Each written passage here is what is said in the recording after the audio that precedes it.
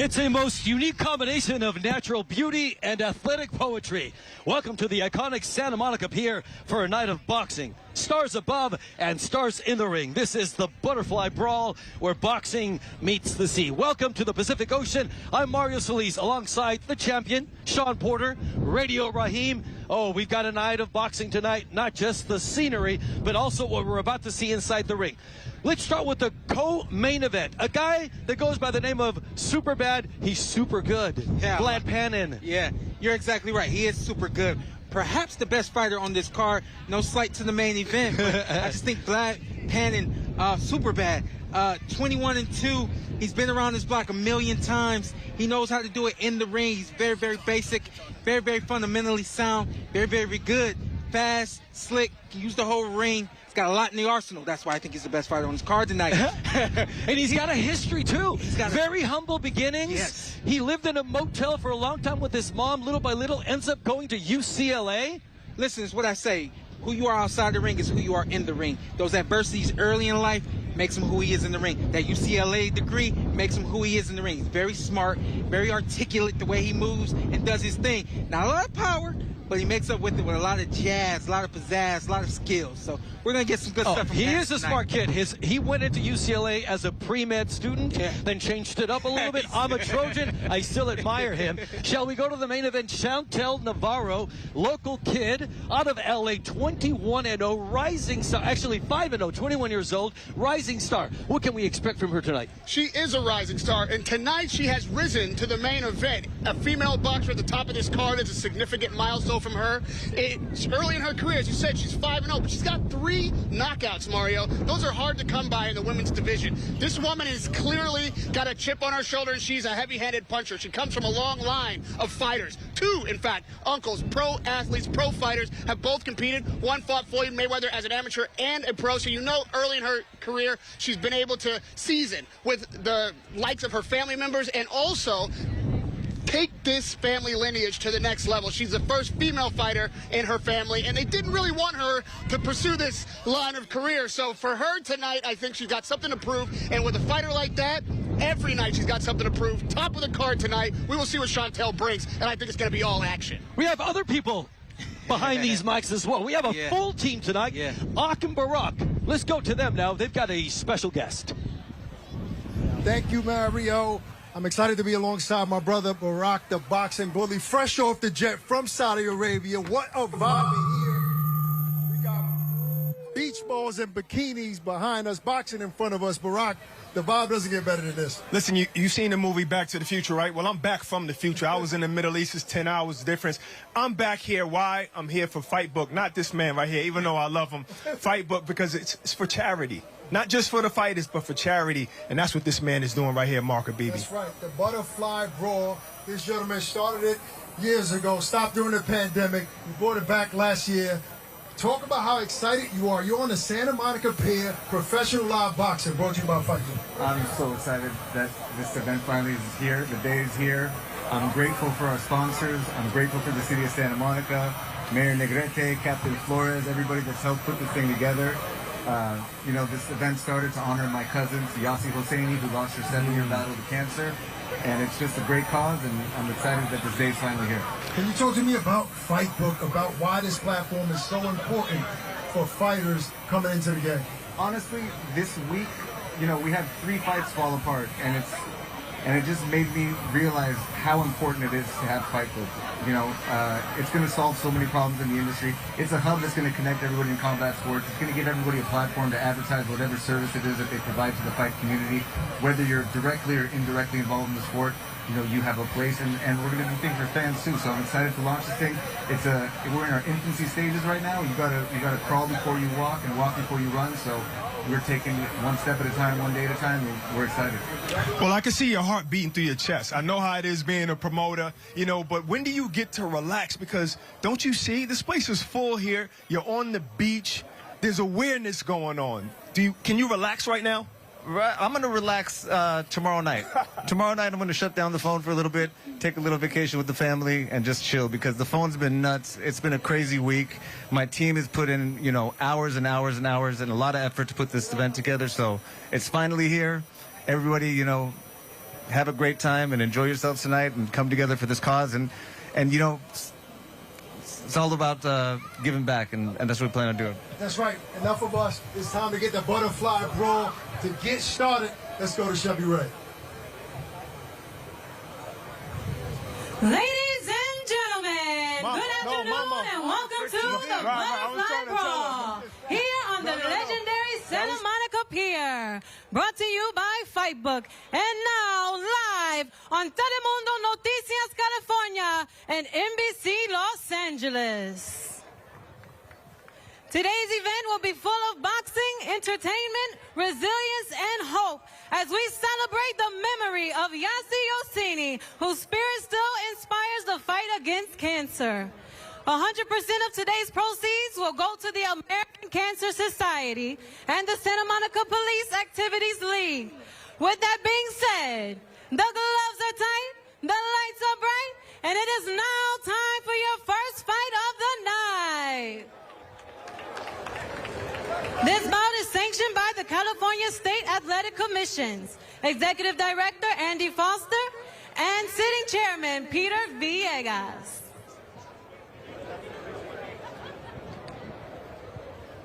Making their way to the ring first, Julio El Gallo Grillo Tanori.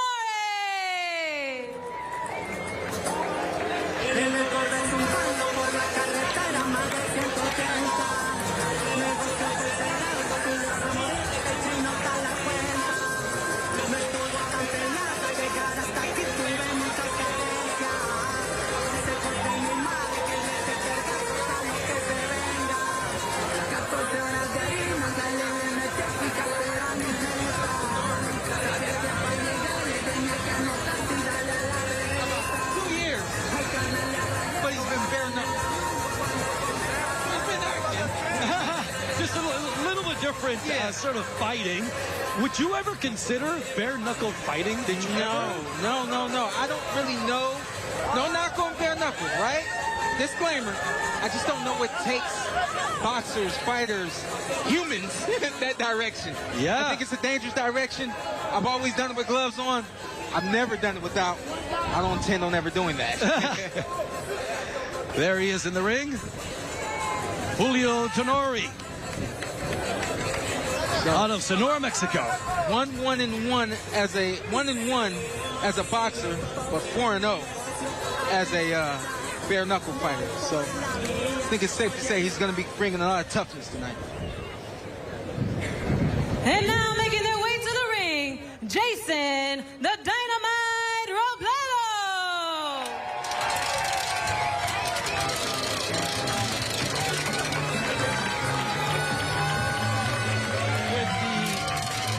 Nickname's Dynamite.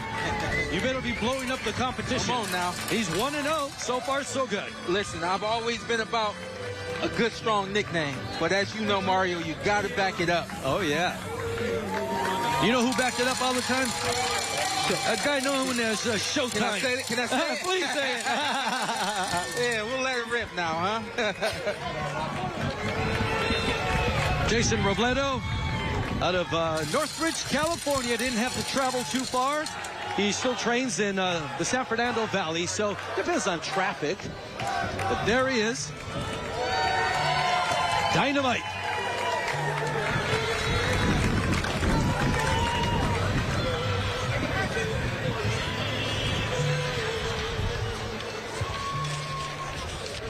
Ladies and gentlemen, this bout is scheduled for 4 rounds in the lightweight division. Your judges at ringside are Pam Hayashida, Chris Milgagor, and Tiffany Clinton. And your referee, when the bell rings, Sharon Sands. Introducing first, fighting out of the blue corner, wearing black and white, weighing in at 133.6 pounds, with a professional record of 1-1, with that win coming by way of knockout. From Sonora, Mexico, Julio El Gallo Tanori.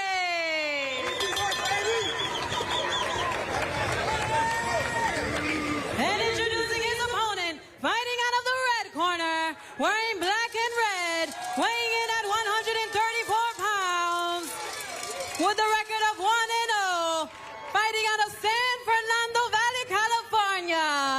Jason the Dynamite Robledo.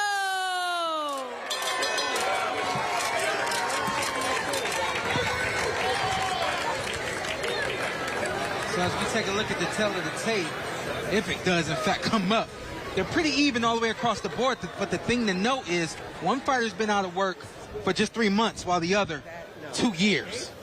We'll see if that makes a big difference. It's going to make a big difference, Sean, just because that ring rust of 2 years cannot be overstated. I mean, yes, you may come in and be prepared, but you have to shake that kind of rust off, even if you are in top form in your training camp. Well, Radio, the kid's young, okay? How much rust can you get on you? And you're 22. I'd say if he were older, he'd have less opportunity to rest because he'd have more experience. Well, you know, the other thing we noted was the fact that he has been busy just doing bare knuckle. So we'll see if that makes a difference. And Jason Robledo in the black and red, well, sort of active as well. He's young, 19 years old, only 1 fight. That was about 3 months ago, so here he is again, right in the middle of the ring, throwing a left hook. El Gallo, also known as the Rooster. Gallo is also bantamweight division, and he fights in the lightweight. So, you know, a little misnomer there. Yeah, listen, Gallo's already cut. Nice right hook there. Another one. Another big right hand right there from Robledo. Robledo, the Dynamite, and he's trying to prove the nickname, Showtime. Yeah, there he is again. Back up top, there's some blood already. A nice little cut on the top of El Gallo. Wow. Right by his, I'd say his right eye, right above it.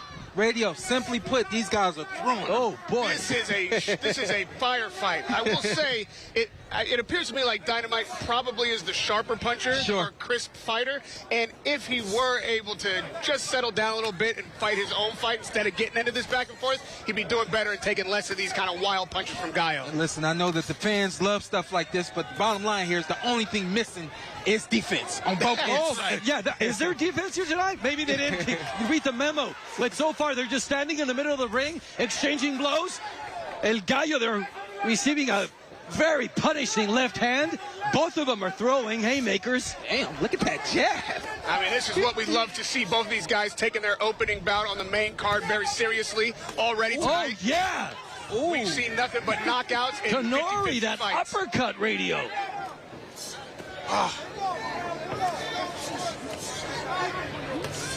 Could have asked for a better beginning. These two guys are rock'em sock'em robots. Right. And standing right in the middle of the ring. And no need to go anywhere. The funny thing about that, though, is when you got the rock'em sock'em robots, they only throw to the head, and to the body, and straight punches. And that's exactly what we're getting from both these guys. A little bit of movement right there from Tanori.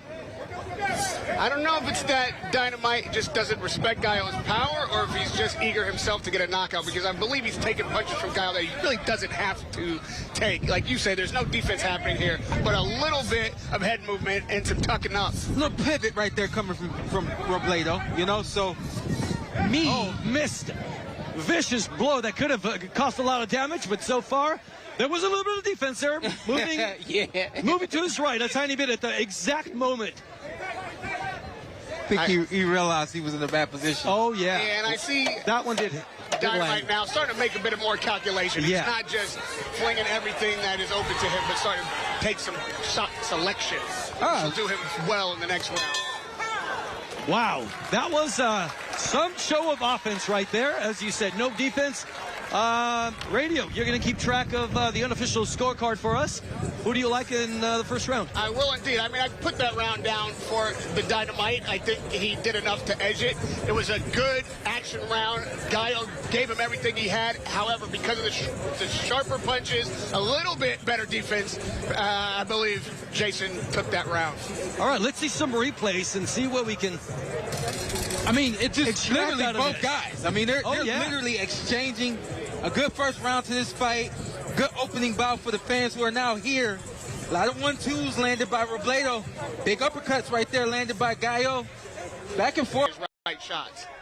But Tanori right there coming right back. There it is! This might be over, ladies and gentlemen. I don't think we're going to get a Dynamite to his feet. Jason Robledo. 10 count. It's going to take a miracle for him to recover. Is he going to be the 8 count, guys? She's going to let it continue. I'm shocked. He's out on his feet. I expected. This one is over. It's exactly what I said could happen between the rounds.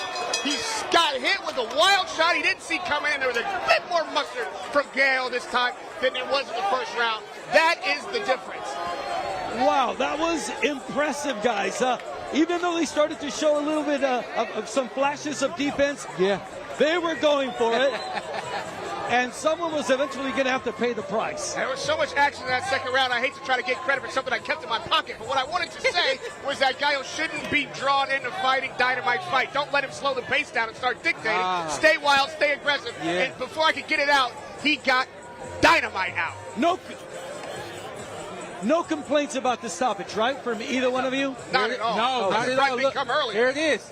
He dips down. He simply just dips down, throws that right hand. That overhand right landed already. You guys missed it. That right hand landed already. He came right back to it. Again, the muscle memory of a boxer.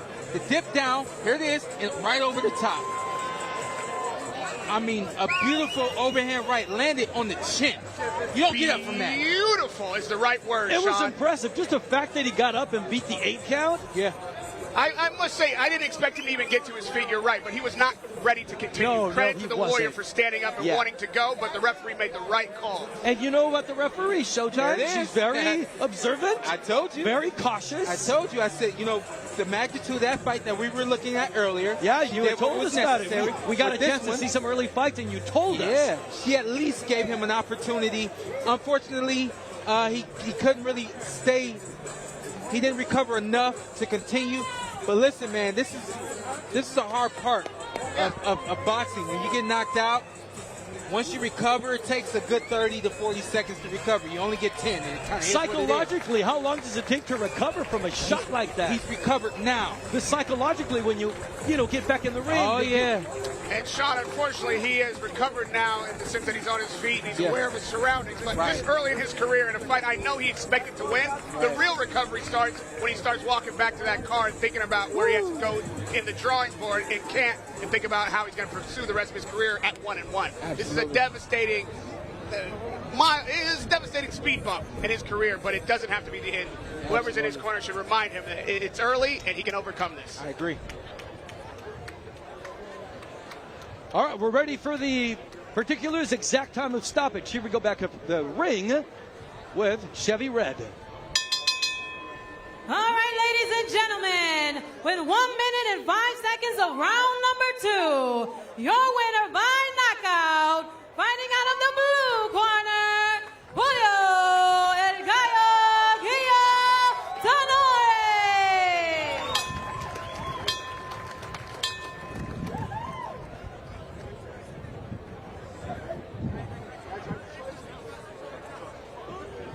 Guys, what a way.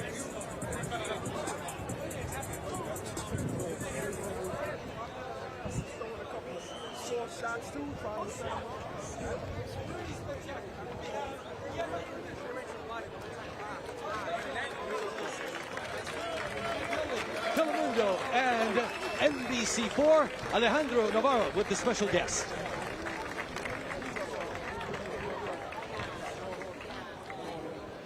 Thank you, Julio. Your thoughts about that fight? How did you feel inside of the ring?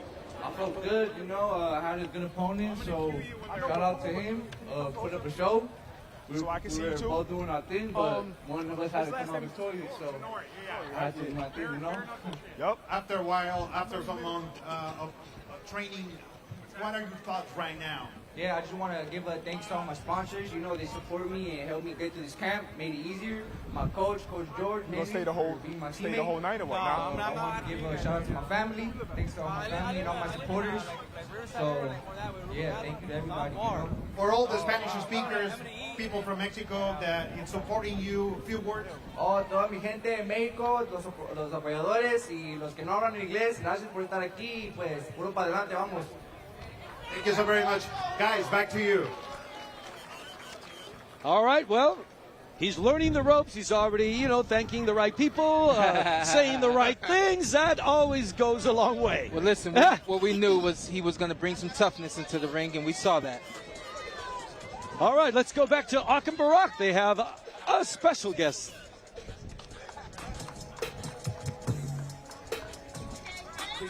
Thanks, guys. Listen, we're here with one of the top 140, 147 pounders in the world, former title holder, Arnold Barboza. What a knockout we just watched. Just from your perspective, right? When a fighter lands a knockout like that, first time you ever knock somebody out that bad, what's going through your mind? Man, you know what? I seen that from the first round. I seen you know, Julio throwing that straight right to the body, and it was consistent with it, landing clean. So I told my brother, I said he's about to switch it. Right when I said it, he switched it over the top. He did, made it seem like he was gonna throw the body, switch it over the top, and lights out. I mean, are you worried when you hit a guy that hard and he falls like that? How worried are you? Oh man, you gotta worry, man. I mean, your head hits the first. If the head hits the canvas first, you know, then you gotta worry about it. You know what I mean? So I'm glad the referee did a great, amazing job and called the fight, man. It was a great call, but a great knockout as well. You know he's a lightweight champ in the BKB, right? Bare knuckle boxing. He's a lightweight champ. Hey. And still had the power with the gloves on. Yeah, hey, man, he has some hard fists then, man. You know what I mean? Because I know if I go in the fight, I'm probably breaking my hands or something, you know what I mean? But, hey, man, shout out to this guy. Man, did his thing. No, he don't need tape. He just put the gloves on. He don't need tape, put some gloves on. That's it. Arnold, look, I mean, last time you fought, you were in Times Square, crazy vibe. Talk about the vibe here today on the Butterfly Brawl on the Santa Monica Pier. Oh man, the vibe in New York was amazing, but you can't beat this, man. You got the view, you got the atmosphere, man. You got the ring, you got the fights. I mean, you can go get some food right after. You know what I mean? Go on the ride if you want. You know what I mean? It's amazing, man. Well, before we get out here, when should we expect you in the ring again? Oh man, hopefully I make my 47 debut in October, man. You know what I'm saying? We're, you know, God first, but hopefully we see you in October. We can't catch you out of shape, huh? I can't, man. You ain't gonna catch me out of shape, man. I'm in the gym 24/7, man. So yeah. Well, all right. Good luck moving forward. Looking forward to seeing you in the ring. Absolutely. Guys? All right, thank you, guys. As I said, radio, you're keeping track of the unofficial scorecards. So far, Ak and Barak have been on camera twice. We've been on camera once. Who's got the lead so far, Ak and Barak or radio, Showtime, and Mario? It is a shutout for Showtime. Sean Porter, he's won every round. All right, here goes the somebody should stop the knockout. fight. Speaking of, lights out here. Yeah, it was back and forth. You know, this first round was definitely Rock'em Sock'em Robots. That punch right there, and it looked like, here it comes. Here's this overhand. He set it up. Did you see him dip down? Sorry, I wanted to really catch that. Look, he'll dip down, run, and then he comes right back to it. Dip over the top. Beautiful. Crumbled his opponent. Set it up perfectly, delivered it with execution flawless, and then after the knockout, he didn't celebrate because it's what he expected to happen. There it is. There it is. Where the button at, radio? Wow, very nice. NFL guys should learn from that. All right, coming up next, we've got some super middleweights. It'll be a 4-rounder. We're talking about Isaiah Carr, Too Hard, and Daniel Lim De Leon is his nickname. Let's go to Chevy Red in the ring. All right, ladies and gentlemen, this is bout number 5, presented to you by Fightbook. This bout is scheduled for 4 rounds in the super middleweight division. And making their way to the ring first, Daniel D. Lion Lim.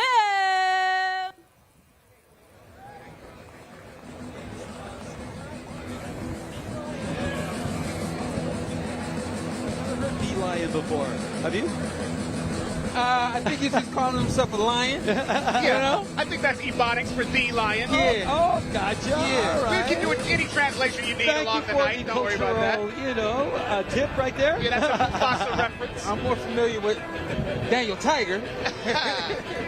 Kid is from the Philippines, so he brings that sort of that Asian Latin flair to the ring tonight. Well, yeah, I mean, what can you say about this kid? This kid is Filipino. He's following the footsteps of the great Manny Pacquiao. He's out there in Las Vegas, living on the compound. They eat, sleep, dream, all of that, boxing. So we got a young the Lion here coming in, very, very focused and determined at 11-5. And this is the city that really honed Manny Pacquiao just east of us at Wildcard Boxing. And let me tell you, there was lines around the corner for Filipino fighters to come in there and touch their heroes' gloves. So it is not lost on this fighter that he is fighting in Los Angeles on Santa Monica Pier at the hallowed grounds where Manny Pacquiao. And now, making his way to the ring, Isaiah Too Hard Carr.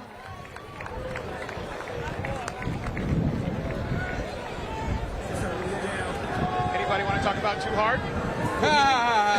Yeah, well, that's all explain you. the nickname. It's not spelled. It's a two. I imagine that means T-O-O. Can you ever actually be too hard? This is the kind of nickname that you're going to have to live up to when that first bell rings. Yeah, that's a hard one to beat. But yeah, so the kid is from Kannapolis, North Carolina. He made the shorter trip, I guess, if you're coming from the Philippines. Right. He's undefeated, 5-0, 3 knockouts, and he's a lefty. So this will be an interesting chess match. Tell you what I like about this kid. Not only is he a lefty, a lot of amateur experience, multiple national tournaments, plays very high, and most of them, he's bringing all that into the ring tonight. Sean, how do you see the matchup with a lefty and an orthodox fighter? The orthodox fighter has more experience. However, is it necessary to have that experience with a southpaw fighter for it to matter? Yeah, I mean, if you've seen it along the way. This bout is scheduled for 4 rounds in the super middleweight division. Your judges at ringside are Fernando Vidal, Pam Hayashida, Tiffany Clinton, and your referee in charge of the ring, Ray Corona. Introducing first, fighting out of the blue corner, wearing silver and black, weighing in at 169.2 pounds, with 11 professional fights, with 3 wins coming by way of knockout. From Bukidnon, Philippines, Daniel D. Lion Lim.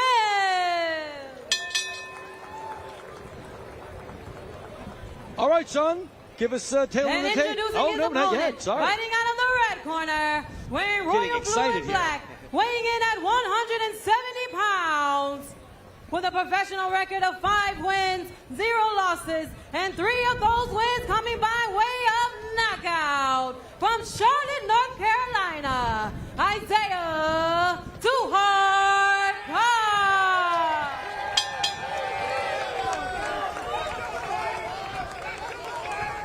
All right, Showtime, now give it to me. Yes, sir. We got a 6'1" over a 5'7" Isaiah Carr. Also 74-inch reach.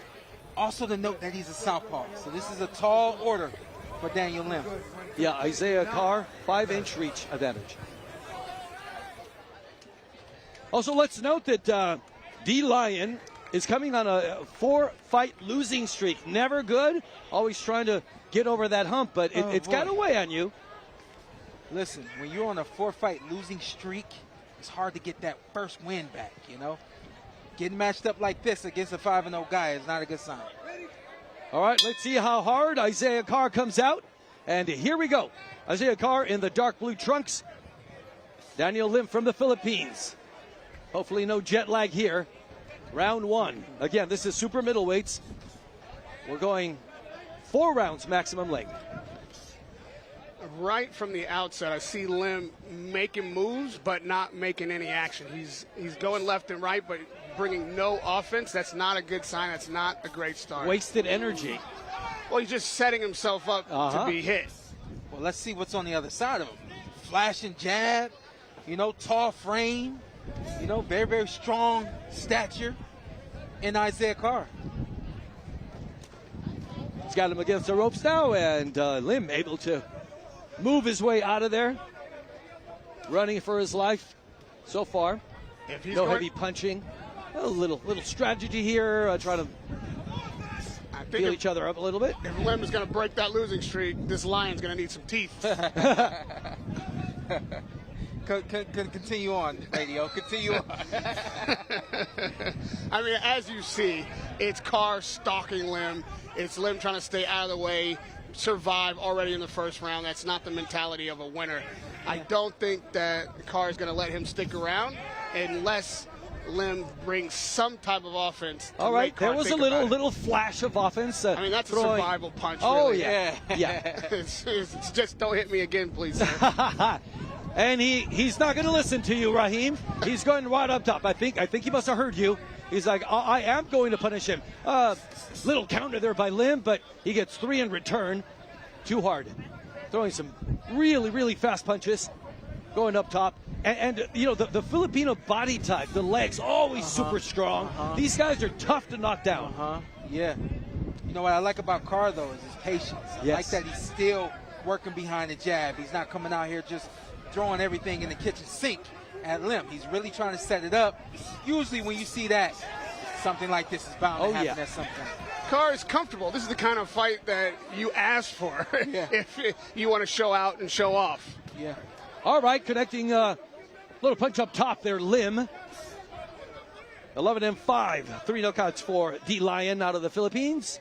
Again, same corner, and there goes the attack.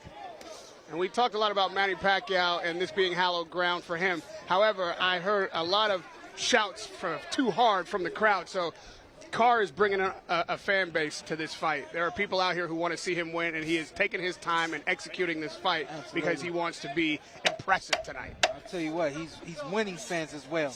Acting accordingly, taking what's being given to him, punching with punch placement. He's doing a lot right now, and I like it all. Yeah, a lot of conviction behind those punches for Too Hard. And he's got that eye of the tiger. He is laser sharp, laser focused.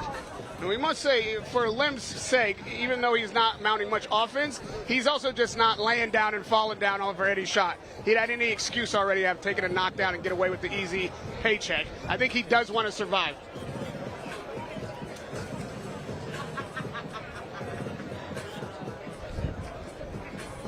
We got some former fighters in the corner of Isaiah Carr. Yeah.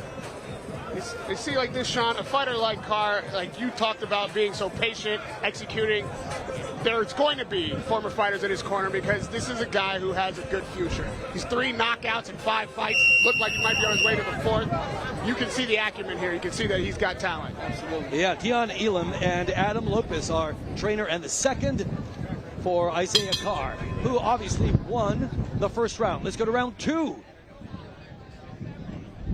It's notable that one of the men in the corner, we used to call him Kung Fu Kenny. You might remember him from the Martin Lawrence show. He was the karate man, hilarious and talented, but it was real. All right, Too Hard is coming out with a lot more emphasis now.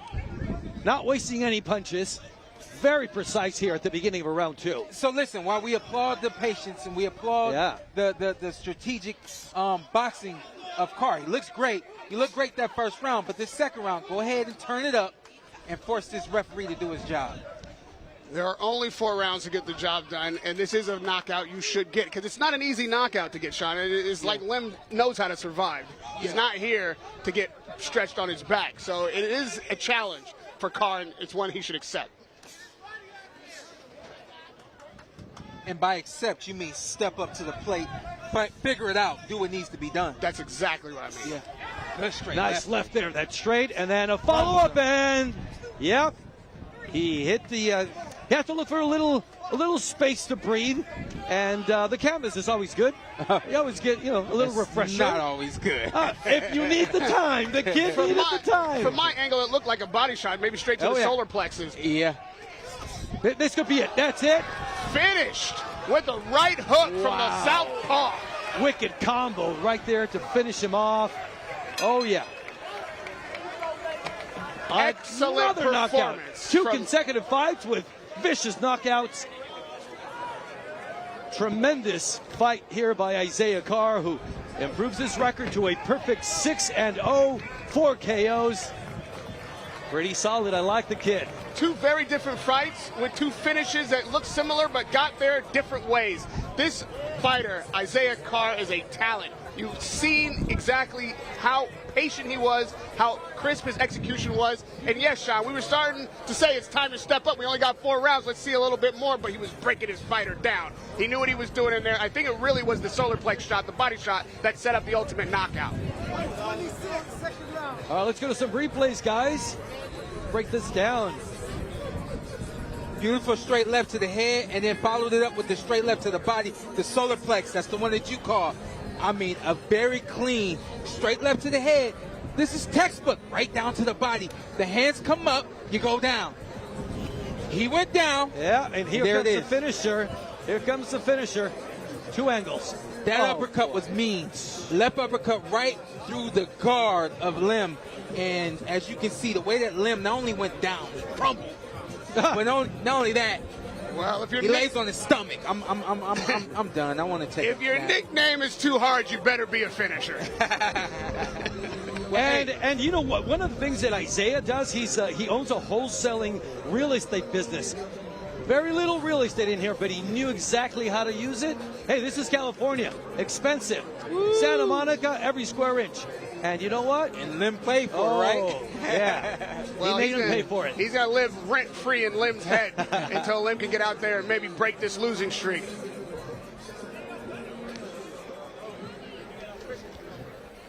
Yeah, well, we went out on a limb with De Leon, but he couldn't survive more than, what, 4 minutes or so. All right, let's go to the official announcement. Back up to the ring with Chevy Red. All right, ladies and gentlemen, for 1 minute and 26 seconds of round number 2, your winner by knockout, Isaiah Too Hard Carr.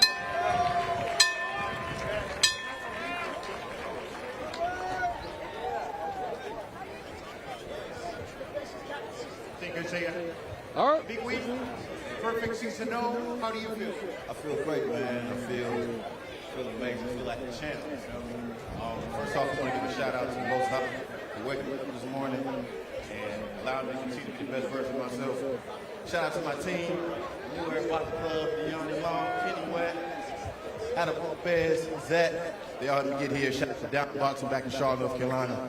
Shout out to my mom and dad, little brother, little sister. Shout out to Mark and BB for putting this amazing show on, man. This is an amazing show. Take us into the moment when you impact your opponent. What went through your mind?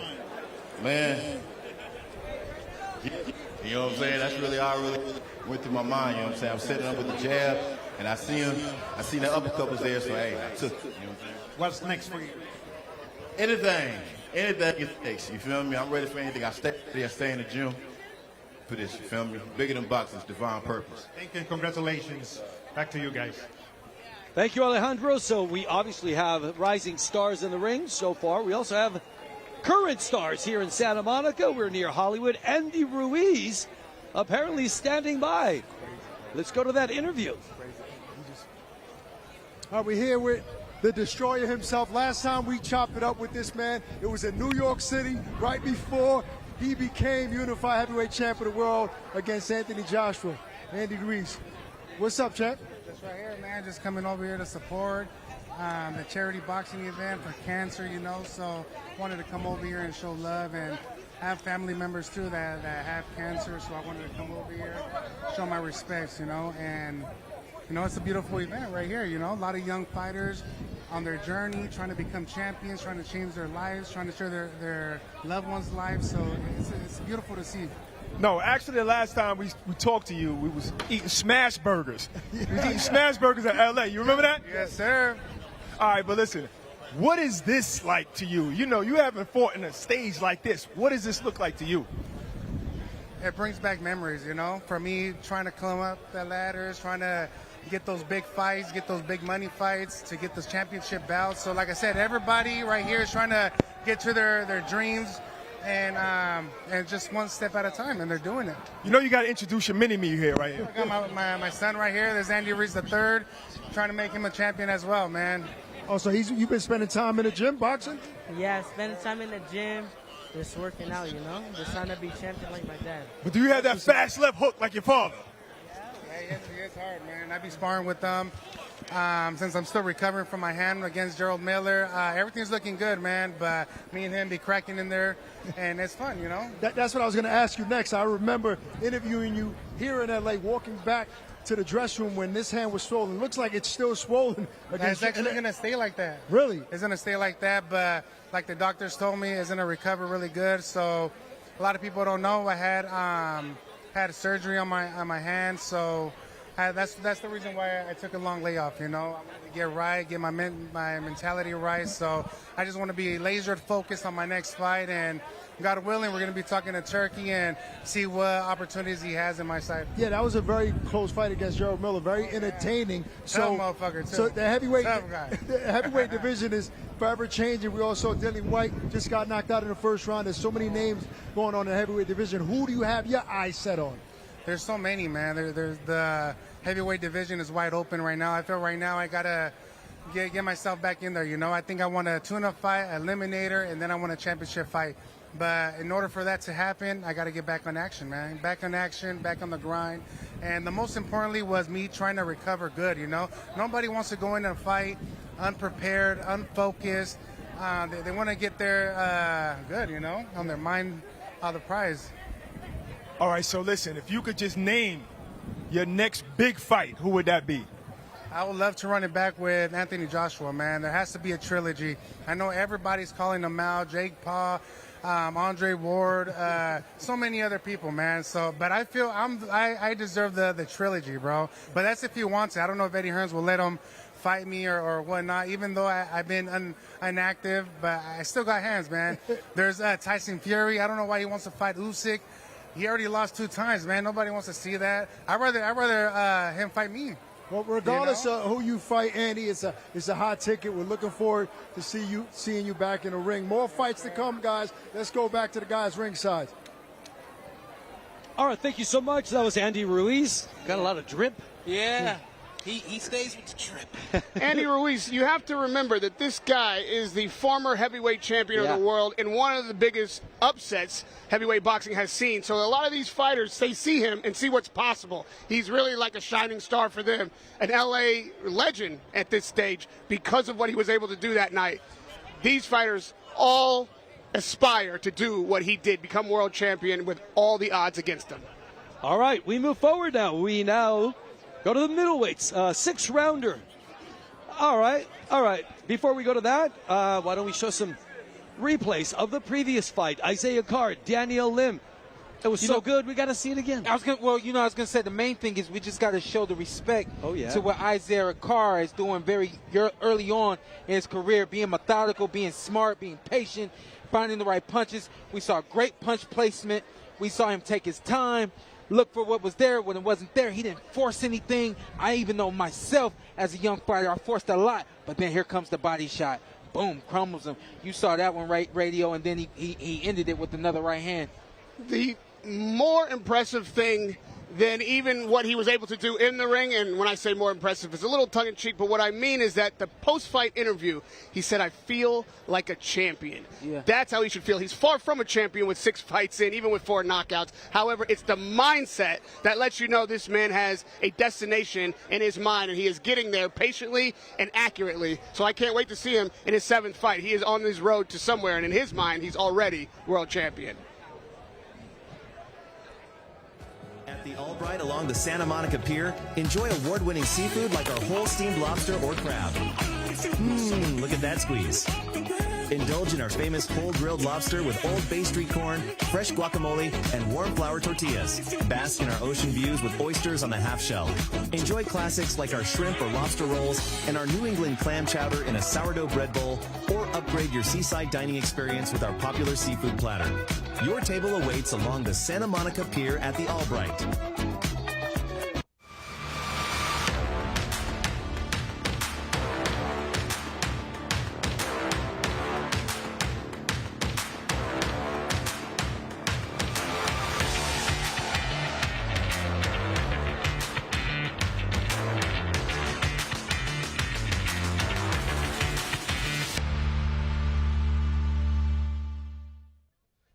And we're back live here at the Santa Monica Pier for an amazing night of boxing. We now head to the middleweight division, 6 rounds.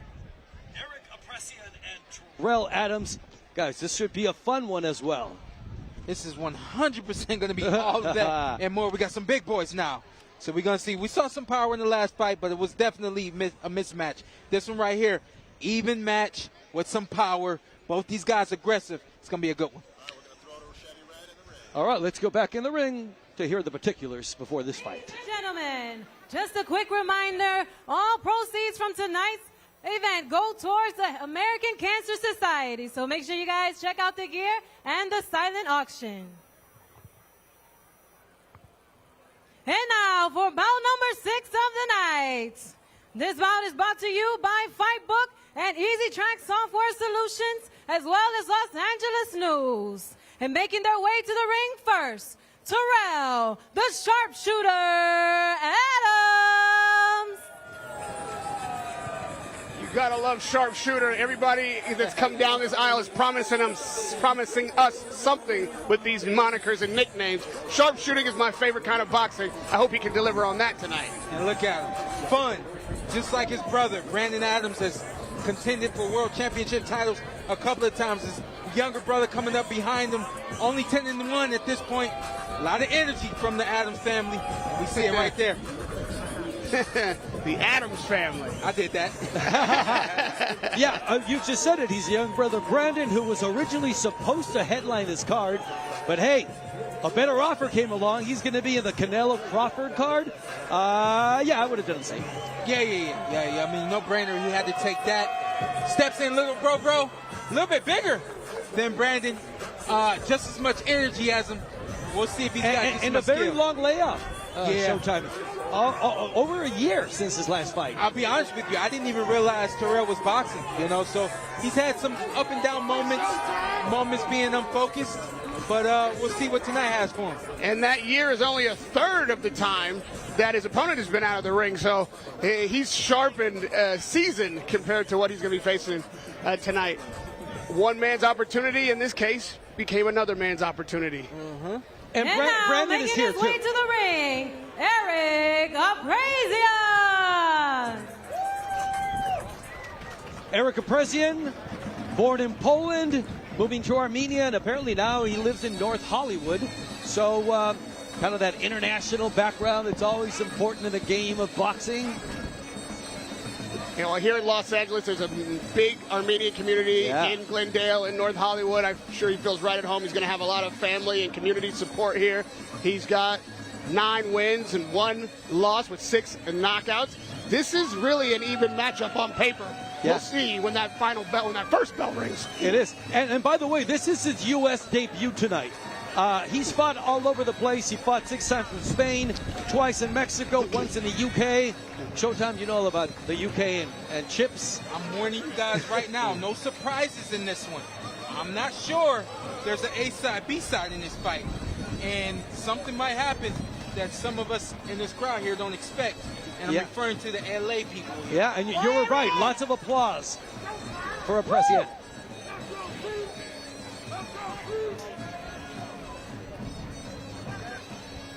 I like the attitude of both men coming in. Different energy, but both focused on their job tonight. And now, ladies and gentlemen, at this time, we have a special guest ring announcer to announce this fight. He is the world's youngest ring announcer, Killer Cam.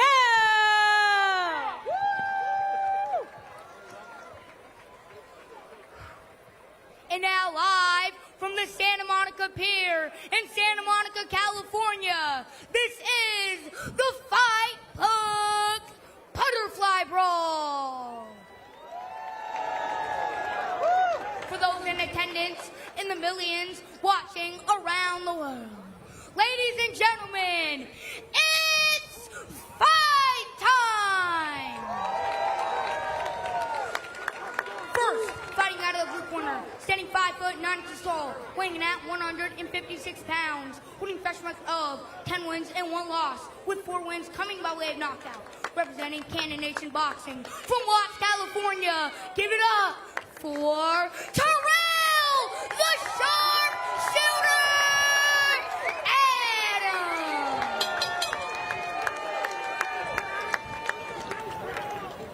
And his opponent fighting out of the red corner, standing 5 foot 9 inches tall, also weighing in at 156 pounds, holding fresh record of 9 wins and 1 loss, with 6 wins coming by way of knockout. Representing Kamensky Boxing, fighting out of Armenia by way of Poland, give it up for Eric Apresyan. Fighting book, baby, let's get it. All right, guys, I think he's got a future. Yeah, he does. And a memory as heck. Yeah. He didn't even look at a card. This kid puts in some work. He trains for this weekly. Well, as I'm keeping the scorecards, that is a 10 out of 10. That is a great round right there and from he's our little... already holding the mic under the ref. Tail of the tape, guys. There it is. Take a look at it. You see the height, the reach advantage in Adams' corner. I think that he's going to need all of that. It's a good clean fight. Listen to my command at all times. Protect yourselves at all times. So who's the favorite here tonight? Who is... This right here is good. I think the ring announcer is the favorite right now. And it must be said, I've never seen in all my days of boxing a ring announcer not use cue cards. This guy impressive. Absolutely memorized all of that. He is on a mission. I'm going to tell you guys, this is a dangerous fight for Terrell Adams. Foreign fighters don't come with that same kind of style, the same kind of rhythm as his American fighters do. He's going to see a lot of foreign stuff right here in this opening bell, and we'll see how he handles it. Well, let's see if Adams shows any ring rust after almost over a year of inactivity. Obviously, he comes in with, physically, he looks fine. Yeah. And Apresyan's got that kind of stoic look on his face. He wants to just break down Adams. We'll see if that's possible. Adams obviously has the reach, and then I would hope I'll see a jab soon. Where from a sharpshooter, I need to see a good scope. Yeah. See, that's what you don't want to let happen. And that's what I told you. The foot feints. Yeah. When do you see foot feints here in the States? You don't. You know, a foot feint and then a double jab right hand and landed all three of them. Now we're seeing the jab from Adams, but it's a flicking jab. I don't think there's much on it. There's no intention on it yet. Apresyan trying to do the same, lunging in there and getting a couple in return. Apresyan is heavy-handed. You can tell by the way that thump is on that jab hand. Yeah, stylistically, I already like this fight. This is a good matchup. Yeah, absolutely. Good straight stab to the body from Apresyan as well. A tap jab there by Apresyan. As we said, making his U.S. debut, so he's trying to please the crowd. I feel like Adams is looking for a feel-out round while Apresyan's looking to start a fight. Yeah, no, there's no fill-out round for Apresyan. Oh yeah, now going for the body, Apresyan.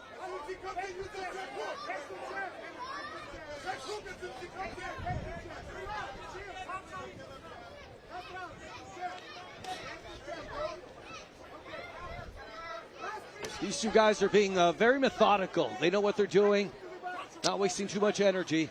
I don't like the pawing jab from Adams. I feel like this has to be a sharp shooting punch. Yeah. He's got to get some authority on that. Nice little right hook to the hip coming from Apresyan there. Going up top. Some assertion right there from Terrell Adams with the double jab in the right hand. Got a little messy there. Yeah. All right, trying to put him in the corner, slips out really nice. Yeah, nothing is disrupting Apresyan right now. At this moment, it's his fight, and he's fighting it the way he wants to. Said perfectly. That's what I was going to say. I was going to say Apresyan is decisive. Yeah. He knows exactly what he wants to do. On the other hand, that Terrell doesn't know how to land the jab, only knows how to flick it, and doesn't know how to bring that right hand after the jab either. Sweeping punches that don't exactly land and do much. I like the idea, but it's got to make the mark to make an impression. And also nice movement there by Apresyan, avoiding those punches as we reach the end of round one. You're right, Sean. It's just Adams is not finding his target, even in that last three-punch combination, which I like the intention. They were all short. No adjustments were made from the first to the second to the third punch. It was almost like he's looking for pad work. Go ahead, take a stab at that name right there, Mario. That's your job. Oh, I'm good at those names. Totally Kaminsky, easy. Out of Mendoza, Poland.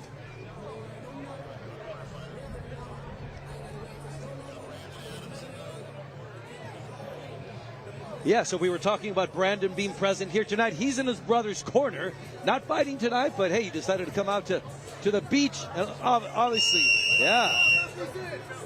Helping his brother. It is a family affair in the Adams corner. I mean, this is an opportunity provided to him by his brother. He's got a great fight on the horizon himself, so I think this is the tone that Terrell Adams wants to set for his brother's fight coming up in a couple weeks. Yeah, and as a reminder, both fighters only have one loss each. Apresyan 9-1, Terrell Adams 10-1. Something's got to give. Well, right now, I think it's Apresyan giving everything, and Adams trying to make an adjustment. Anything to do with that ring rust, guys? You don't want 3 years of ring rust against a foreign guy on a comeback fight, you know? So he's got to deal with it now. I just think that even though, like I said before, even though Apresyan isn't doing anything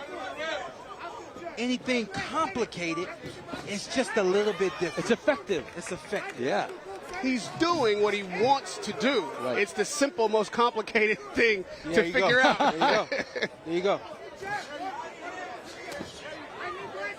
Yeah, and I know as a fighter, when somebody walks through your jab and you can't figure out how to make that backhand land, yeah, it starts to mess with you psychologically.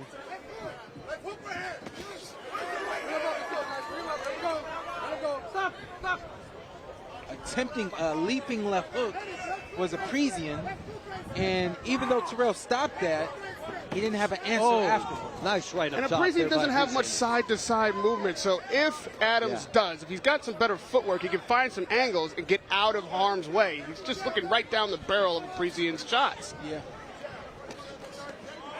I don't think this is his fight. Like a firefight, trading, standing right in front of Apresyan, it's not going to wear well for him through these 6 rounds. Yeah, no lateral movement by sharpshooter, just standing in front of him. And right now, that jab, there you go, that jab should be stiff and consistent. You can't just let Apresyan walk in on you. Funny, as you're calling for the jab, we start to see Apresyan right there using that head movement. Again, a feint, something that stuns your opponent, freezes him, and then you create an opening. Yeah, I think because Adams is hesitating. Nice. Apresyan's working that. Double lunging jab there by Apresyan.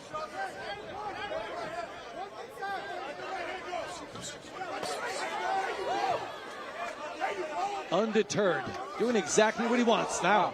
Yeah, penetrating the guard. I'm hearing shouts from Adams' corner now, get out of there. That's not what you want to have to use your footwork to do. You want to create opportunities off the footwork, not escape the opportunities of your opponent. Right.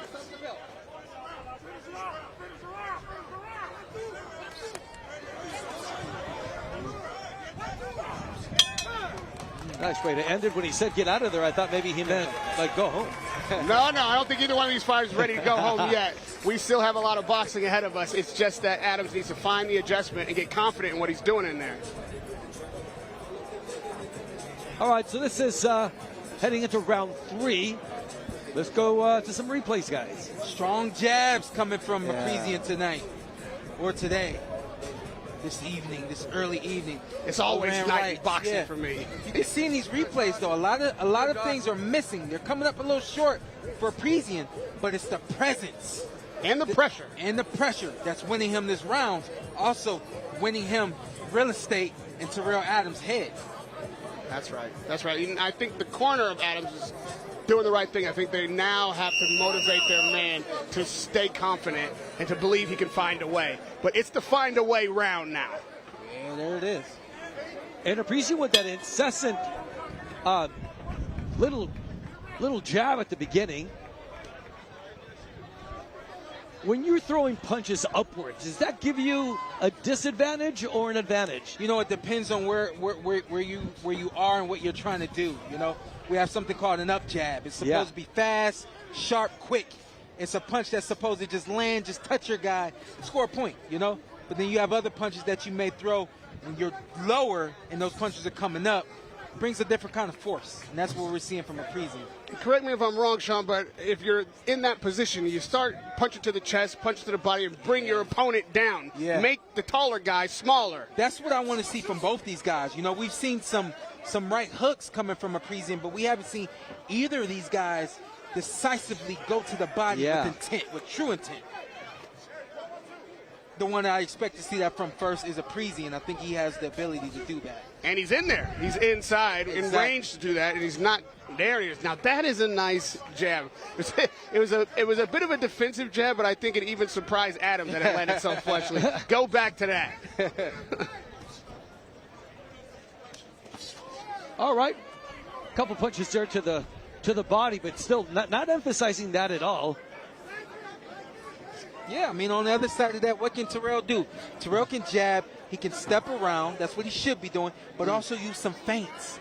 That's how you stop your opponent from stalking you. You feint him. Make him think you're going to throw something, and then you work off of that. For those who don't know, Sean is describing outboxing your opponent. Woo! And if you don't do that, you get caught with a big right hook from a left-handed fighter. That was a big right hand that just came up short for Apresyan. That's a dangerous punch for this young man. And it's not the kind of punch you should be getting hit with. When you're longer, when you're taller, when you should have some better foot movement than that, you can't be getting hit with lead right hooks. Yeah, but listen, that's the perfect punch for the shorter guy. That's right. You know, that overhand right, it's a punch that you don't see. It's looping. You're shorter, so you're lower. You know, it's a punch that you can't really predict. Good straight 1-2 right there coming from Terrell. Met Apresyan with the 1-2. Try to catch him coming in. Are we watching Adams figure it out? Looks like it.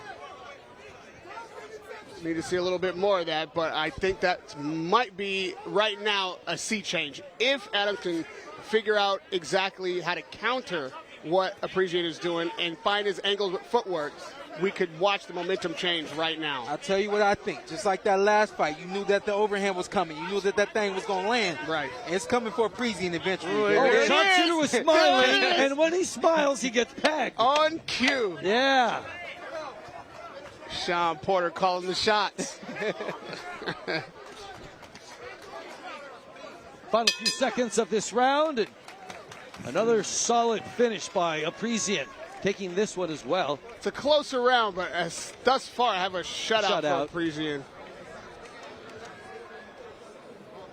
Apresyan has knocked out about 60% of his opponents so far. Strong jabs coming from Apresyan tonight. A little bit more from Terrell this round.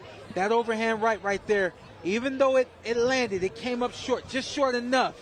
But I think it got the attention of Terrell Adams, excuse me. We'll see if that's a punch that lands a little bit later on in this fight. That time it came up very short. Now, one mistake I see from Apresyan is that while he's throwing that right, he's open, he's looking down, he's not actively keeping his eyes up. So, if Adams is savvy, there's an uppercut for him right there in between shots that could change this fight. A punch that we haven't seen yet from Terrell Adams. So, yeah, one of two things. Either he's holding it in the tuck, or he ain't got it in there. I mean, as a fighter, Sean, I ask you, though, I think an uppercut is a confident punch to throw. You got to be confident to throw that punch, and that's what Adams is missing right now. Yeah, you got to have the confidence to throw that punch. You had to. Apresyan still focused, still doing exactly what he wants to do. And even though he's only 19 years old, only has 10 professional fights, don't forget he fought over 100 times as an amateur. That builds up everything. That builds up your style, your confidence, whatever you want. He was a 4-time Polish youth champion. So this kid has got some history behind him, and he's also got a good left hook. Yeah, good hook right there. Oh, nice right. So when you get hit like that, it's like a little stun. You kind of like froze, right? If you stay froze, you stay right there, you get caught with a 1-2 like Terrell just did. You can't take a picture of your work. Yeah.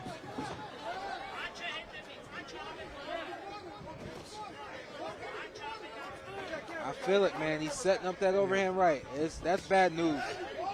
Bad news, especially for a fighter that fights with that left hand low. I think that's a nice counter punch from Adams.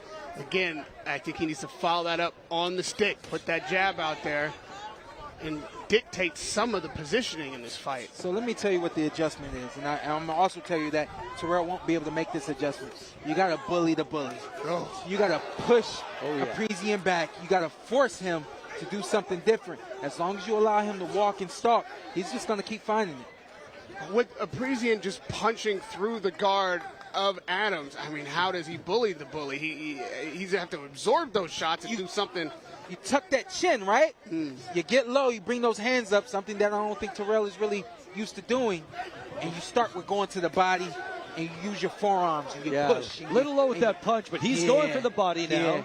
That's what we call grinding it out, you know? Yeah. And Apresyan's getting a little disrespectful now. He is punching behind the guard of Adams. Ooh. He is not putting his own hands up. He is right now feeling himself, as we say.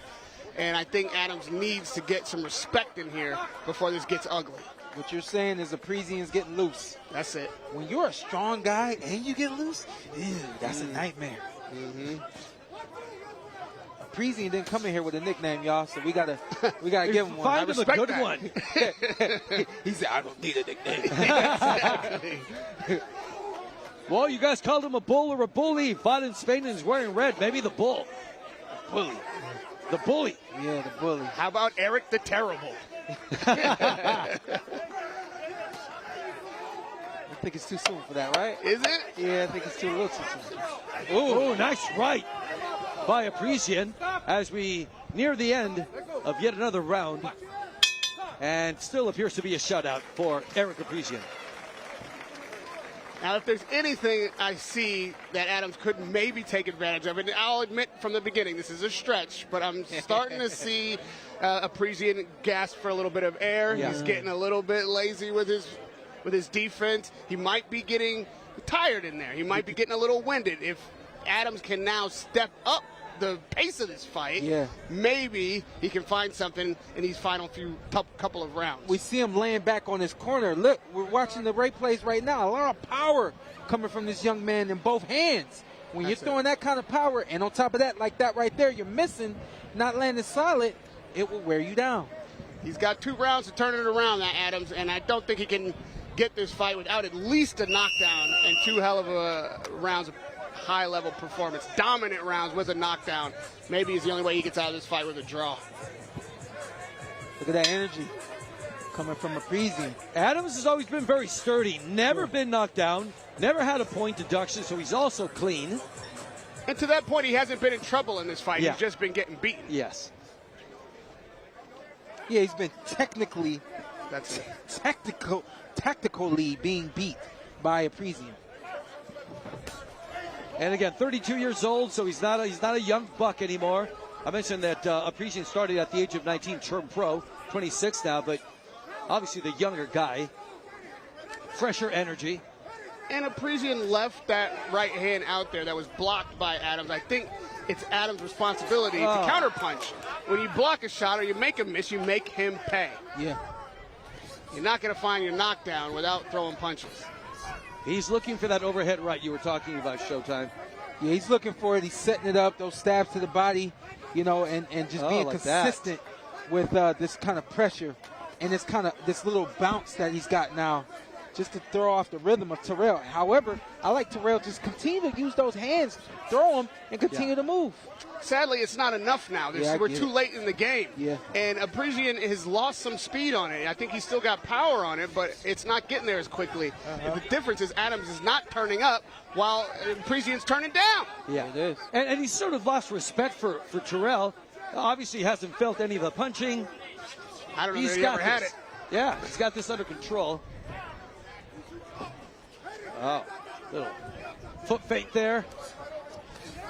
Nice. Going to the body.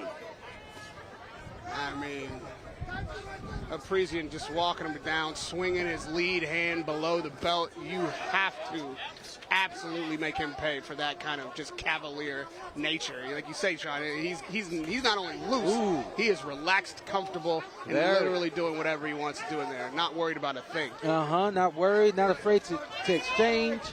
And I think more than anything, that's what he needs from Terrell now. He needs Terrell to really start letting his hands go to create openings.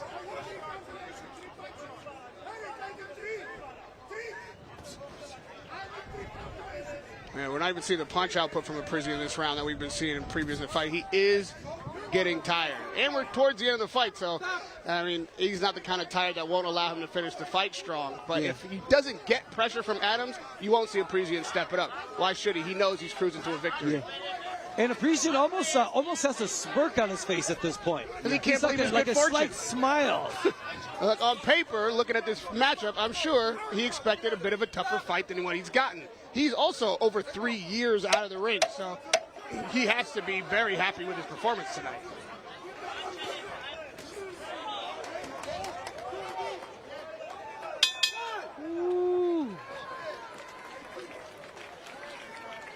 To be coming back after near 3.5 years out of the ring with a performance like this, Eric Apresyan has to be very satisfied with what he's doing.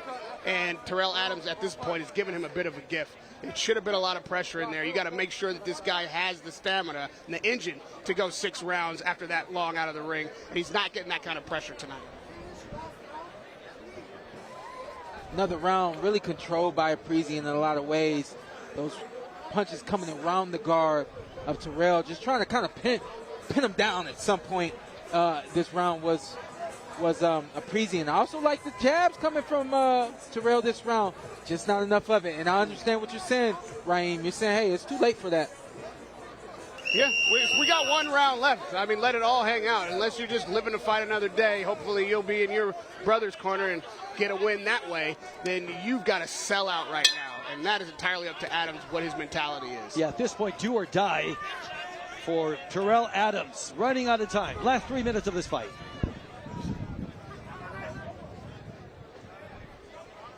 The disservice that both of these guys did to themselves, also their corners. These guys, neither of them really found the body to slow the other one down, you know. Apresyan being more aggressive and punching with a lot of power, so that's why he slowed down. But Terrell never did himself any justice by trying to pinpoint Apresyan's body to take some of that steam off the punches. And if he had, Sean, right now, Apresyan might be dead armed and ready for a knockout. I agree. Yeah. What you do with a strong fighter that likes to punch really hard, you stab him to the body and you move. You stab him to the body and you move. And we call that making deposits. Because later on in the fight, even though this is only 6 rounds, you can cash in on those deposits. A guy is slowed down enough in rounds 5 and 6, you can really take advantage of it. Apresyan going low, maybe a little too low, but yeah, at this point, he figures maybe the body's going to do it for me. And now you see the jab fight at home. You saw Adams successful with the 1-2, but that is because Apresyan is slowed down. If he was able to make those deposits to the body, like you said earlier in this fight, this last round might be a hellacious one. Yeah. But right now we're looking at what almost mimics the end of a sparring session. Neither one of these guys are ready to gear up. They are ready to go sit down and take the official particulars from the judges. Well, Apresyan at least trying to be assertive and make something of it. Yeah, you're right, Sean. I mean, Apresyan's doing enough to, to win the round, at least try to win the round, and keep Adams honest, but I don't think he's going for it. He's not really, Apresyan not taking any chances, because Adams not forcing him to. I would go for it. A few seconds ago, Adams flashing a big smile towards his corner. He's happy to still be in there. I think that's a kind of poo-eating grin. He knows that this is not the fight he wanted to fight tonight. And he also knows he's running out of time.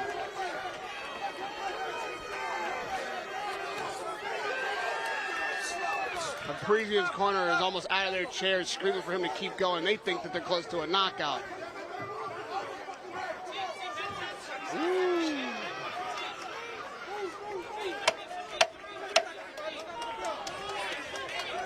Apresyan taking some big swings there, nothing too concrete, nothing. All right, 2 or 3 punches. Finally, they let loose. Oh, a little bit too late. Where was that? Nice way to end it, though. But yeah, where was all that during the previous? Maybe if this was a 12-round fight, we'd have seen a sea change. I do think that maybe there was. I'm glad it's a 12-rounder because neither of these guys another round and they both be pooped out. And that's when you get a knockout, and that's what we're here for, Sean. Any way we can get it. Nonetheless, a good boxing match. So, indeed. Showtime, what did Apresyan learn tonight from this fight? We talked about that long layoff. This is good for him. Yeah, I don't know if he necessarily learned anything tonight. It's up to him in his corner in terms of what technically we didn't see. But from the outside looking in, he seems to be to me. I know you say, he's not no, by no means am I saying he's in position to contend, but I think with more work, with getting back in here a little sooner, he's shown that he's strong enough, shown that he's got IQ, he's shown that he's got technical skills, and I think moving forward he might be able to do something. All right, let's see some of the best moments of the fight. Right hands coming up short all night long, y'all. No. This was a pretty good boxing match. That was the end of the fight right there, which was probably the most exciting part of this fight, and even though it was only about 6 seconds. Yeah. But it was a lot of the same. We talk about adjustments during fights. Yeah. Is that a corner issue, or is that just the inability for someone to make those adjustments? It's both. Sometimes it's the corner. Other times it's the corner telling you adjustments to make, and you can't go out there and do it. It didn't seem to me like either of these guys were given instructions to do anything more different than what they were doing. And we got to give some grace to Terrell Adams. This wasn't his fight originally. He stepped in late notice. He stepped in for his brother who had a better opportunity, and he did what he could do, but wasn't enough tonight. And I think Apresyan might have gotten the gift in the return after 3.5 years. This is the kind of fight you want to be in. All right, let's go back up to Chevy Red for the official particulars of this fight.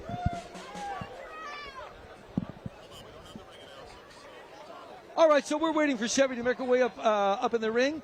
At this point, Apresyan knows what's about to happen. There's not a whole lot of suspense here right now, but there's a lot going through both fighters' minds. I think maybe if the brother Adams had his original date, I don't know if this had gone so well for Apresyan. I think this was a good comeback fight for him. It turned in his favor. There's not, I think, a lot of suspense from the judges unless something's gone terribly wrong. These long moments of waiting make us a little worried. All right, here we go. Let's see what the judges have to say. All right, ladies and gentlemen, after 6 rounds of action, we have a decision. Judge Hayashida scores about 60-54 for Eric Apresyan. Uh-oh. Judge Miglior scores about 57-57. Uh-oh. And Judge Villarreal scores about 58-56 for your winner. Fighting out of the red corner, Eric Apresyan. All right, so we talked about it always gets you a little nervous when they wait a while for those cards. I don't know, that 57-57 either. We saw a different fight. All of us here didn't think that thing was very complicated, but here we are. All right, well, let's see what he's got to say. On, take it away. Maybe somebody needed their eraser. That doesn't make a whole lot of sense to me. Yeah, there shouldn't have been much suspense, but let's hear what the winner has to say.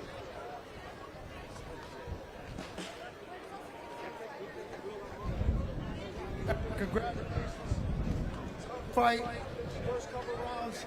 Neither you much. Went into that last round. The last round. The thing is, I haven't boxed for a while, and it took a while to going into this fight, because in a long years, went into this fight. Feel that?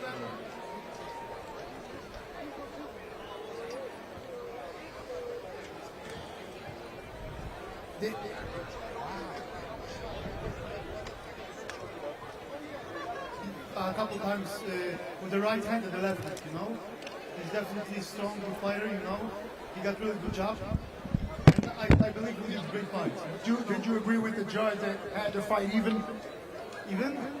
One judge had the fight 57-57. Did you agree with that?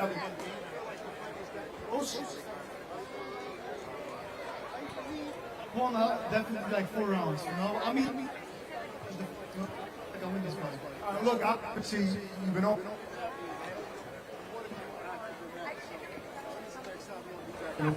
Oh yeah, definitely, Probably in 2 months, we have a few people around, so we see who's going to come. Looking forward to seeing you again. Goodbye.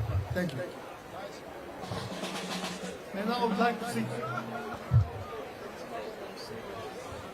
up, you know. Make sure my thing is out. There it is. Make sure I touch it. That's for the coach, guys. All right, guys, back here to ringside.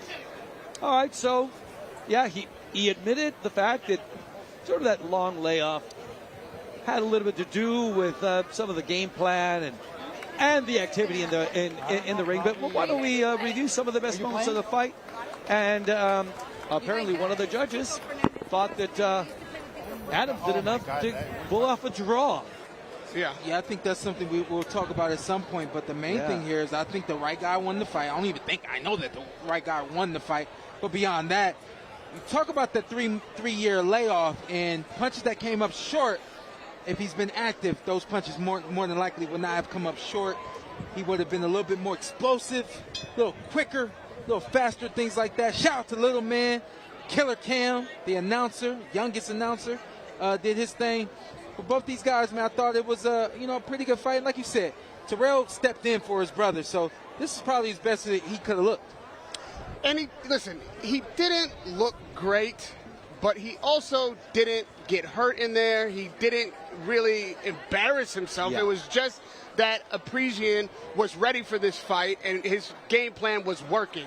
It was that Adams couldn't find the adjustment that could turn the tide soon enough. I think he found it in the last 10 seconds of the 6th round. That might have been the beginning of his fight and the end of Apresyan's fight. But we ran out of clock. If only it was the world championship right here. Maybe that's what that judge was judging the whole fight on, the last 30 seconds, because that's the one I think needs a layoff.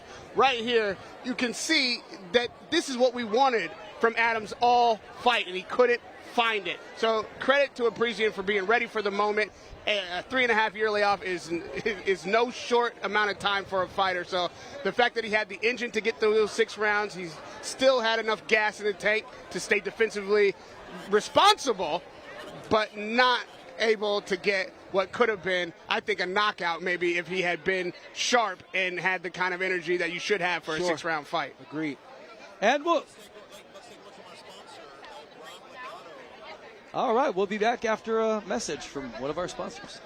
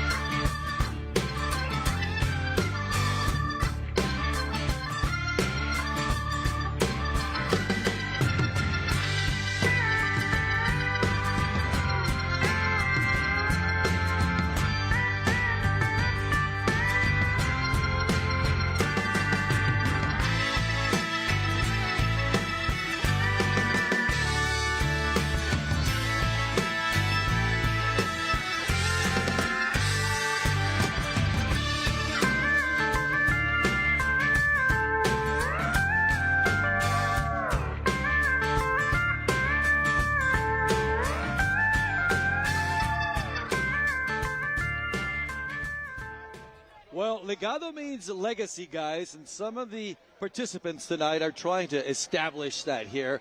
Under the stars, the sun is fading now, and this is indeed an amazing, amazing background for boxing. Enjoying this so far. So far, so good. I think that this really is legendary, having a boxing match right out here on the pier.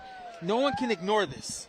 You know, so to me, this is what boxing needs. A track the people that don't know about this thing that we love so much, this thing that we love to commentate and respect.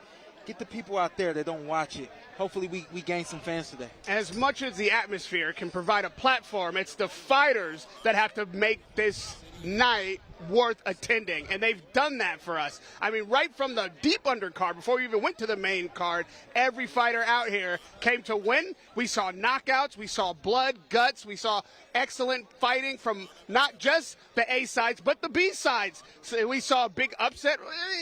You can't ask for much more than that at this level of boxing. Everybody here tonight came to make a statement, and some did, and we think we may have seen some of tomorrow's stars today. Yeah, and sometimes it takes a city to cooperate with a promoter, with a broadcaster. And so tonight, the city of Santa Monica allowing us to be here to, putting on a great show. Alejandro Navarro has a special interview with the mayor of Santa Monica, Lana Negrete. Alejandro, take it away. Ron, I voted against myself 3 times because we vote on the dais who's the mayor. Okay. Thank you, Mario. We're having a blast. We're having a good chit-chat over here with the Santa Monica Mayor, Lana Negrete. Thank you so very much for having us over here. What a beautiful combination, the ocean. You can't ask for much more than that at this level of boxing. Everybody here tonight came to make a statement, and some did, and we think we may have seen some of tomorrow's stars today. Yeah, and sometimes it takes a city to cooperate with a promoter, with a broadcaster. And so tonight, the city of Santa Monica allowing us to be here to, putting on a great show. Alejandro Navarro has a special interview with the mayor of Santa Monica, Lana Negrete. Alejandro, take it away.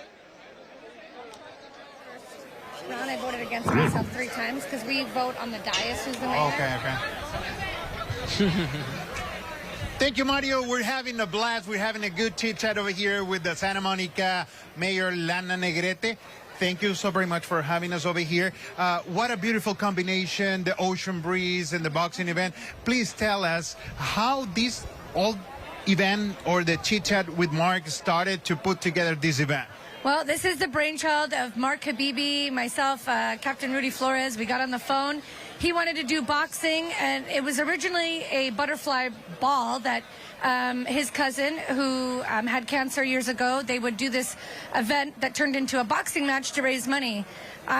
Near and dear to my heart as a breast cancer survivor, I said, let's do it. He said, let's raise funds for a great cause. So we have 2 great causes. American Cancer Society. My group is the Tough Titty Committee.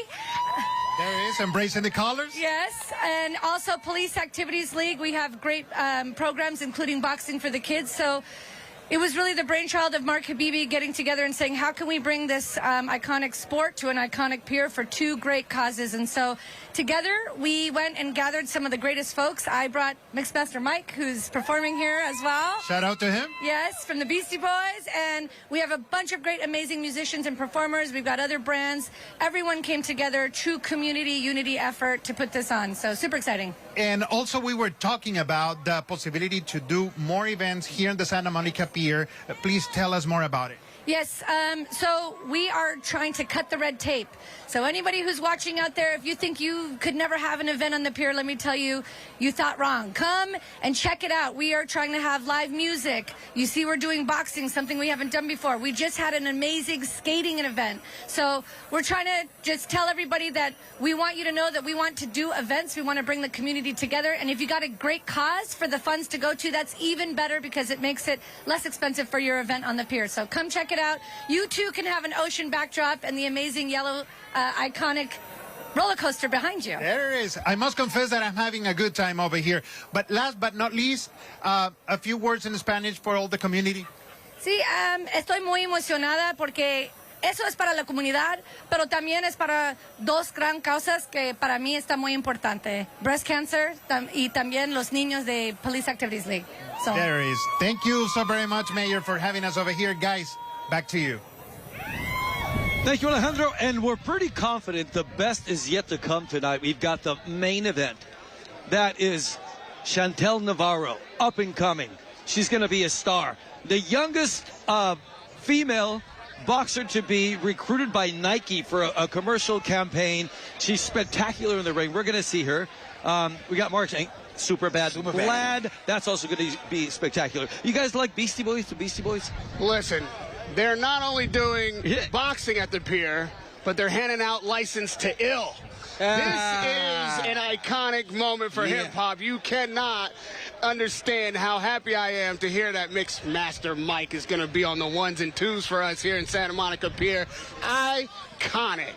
Yeah, we can't wait to hear that. We're gonna step away for just a few minutes because we need to check it out. Yeah. We're gonna take a short break and we're gonna come back with the main event, co-main event, and more amazing stuff. So we'll see you guys in just a few minutes. Don't go away.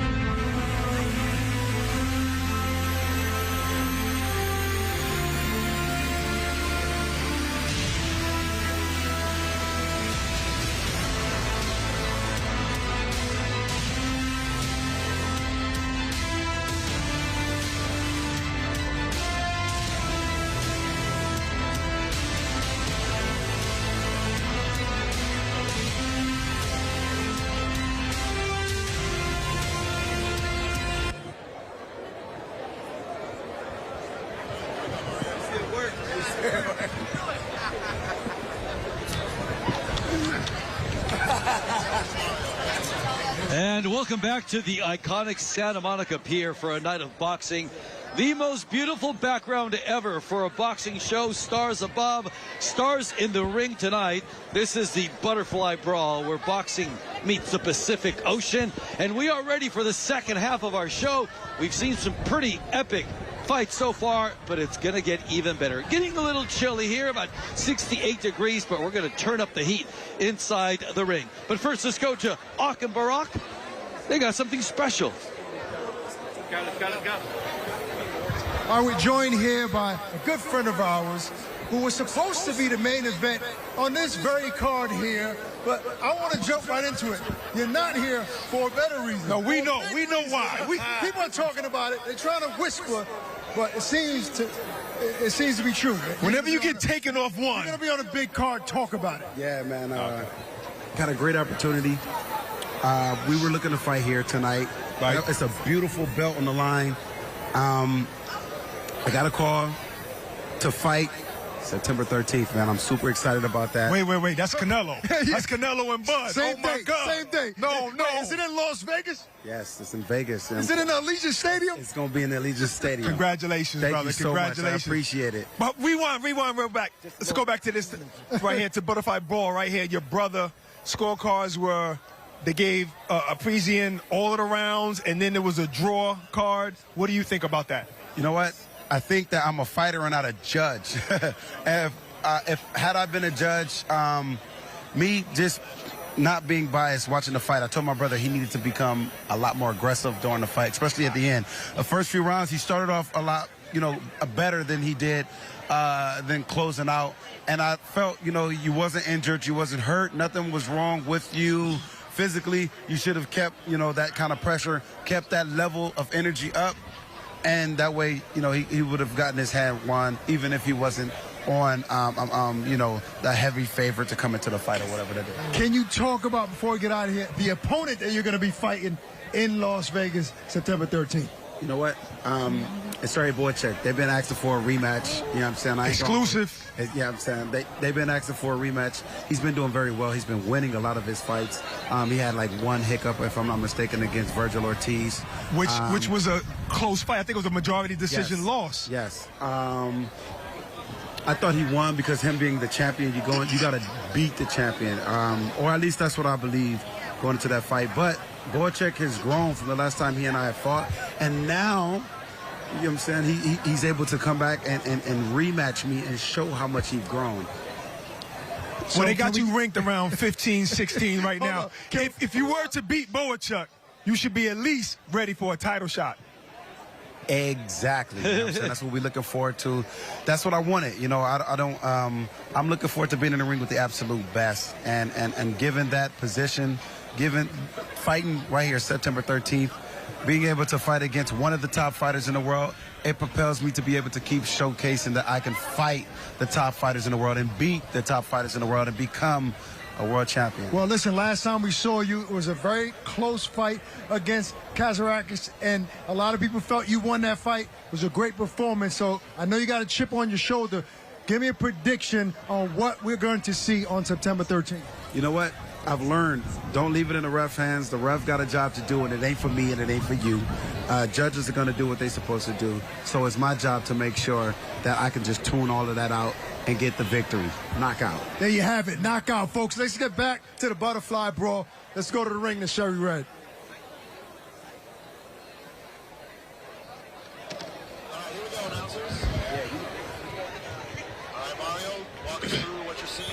All right, guys, we'll take it from here. And, of course, we are at Santa Monica. This is the Santa Monica Pier, where people have been gathering for a very special night of boxing. And, by the way, good luck to Brandon Adams. He's going to be performing in that Canelo Crawford bout in Las Vegas at the home of the Raiders. That's going to be pretty spectacular. It's a big one. Listen, boxing is changing.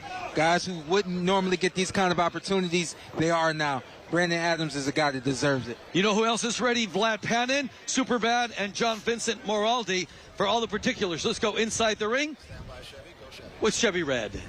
Ladies and gentlemen, we are back live here on the Pier for your 7th bout of the evening. And making their way to the ring first, John Mulawin Vincent Moraldi.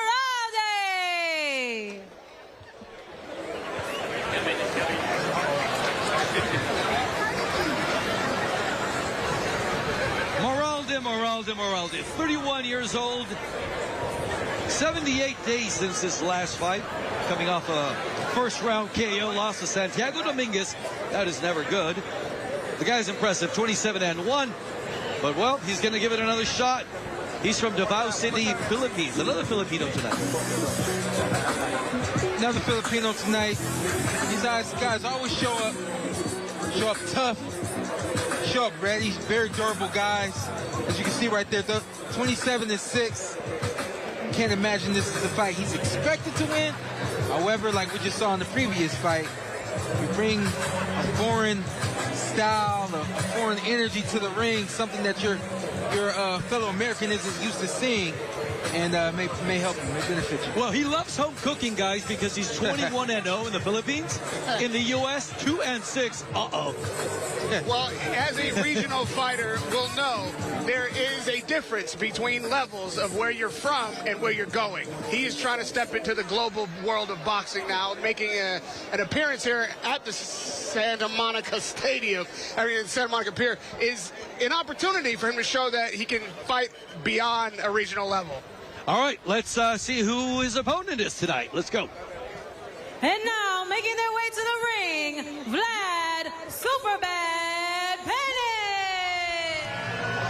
Superbad. That's the guy you are anxious to see tonight, Showtime. I am high on Mr. You Panin. I saw Panin once upon a time ago, last year I believe it was, down in Houston. I had the opportunity to broadcast him, commentate a fight that he was in, and he just, he marveled. He looked good. He looked like he had a lot of ceiling that he could reach for. Yeah. And that's what I'm looking for. If you see him on Instagram or any of these social media spots, the guy's pretty impressive. Hasn't fought in almost 5 years, though. Only one fight in 2025. Is that a bad thing? No. He had a fight earlier this year, and I think he fought last year as well. So, yeah. No, I think that, sometimes the fights are a little bit more spaced than we want them to be, but nevertheless, he's here. All right, Chevy ready. Ladies and gentlemen, this bout is brought to you by Turk Law, Bash Boxing, and Fight Book. This bout is scheduled for 8 rounds in the welterweight division. Your judges at ringside, Fernando Villarreal, Chris Miglior, and Tiffany Clinton. And your judge inside of the ring, Ray Corona.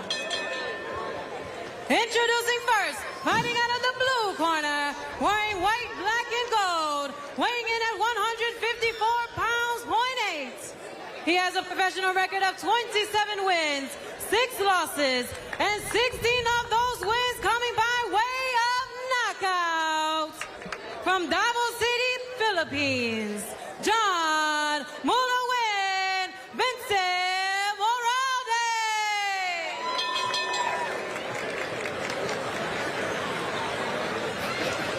And introducing his opponent, fighting out of the red corner, wearing red and white, weighing 150 pounds, with a professional record of 21 wins, 2 losses, and 13 of those wins coming by way of knockout. From Los Angeles, California, Vlad Superbad Panin.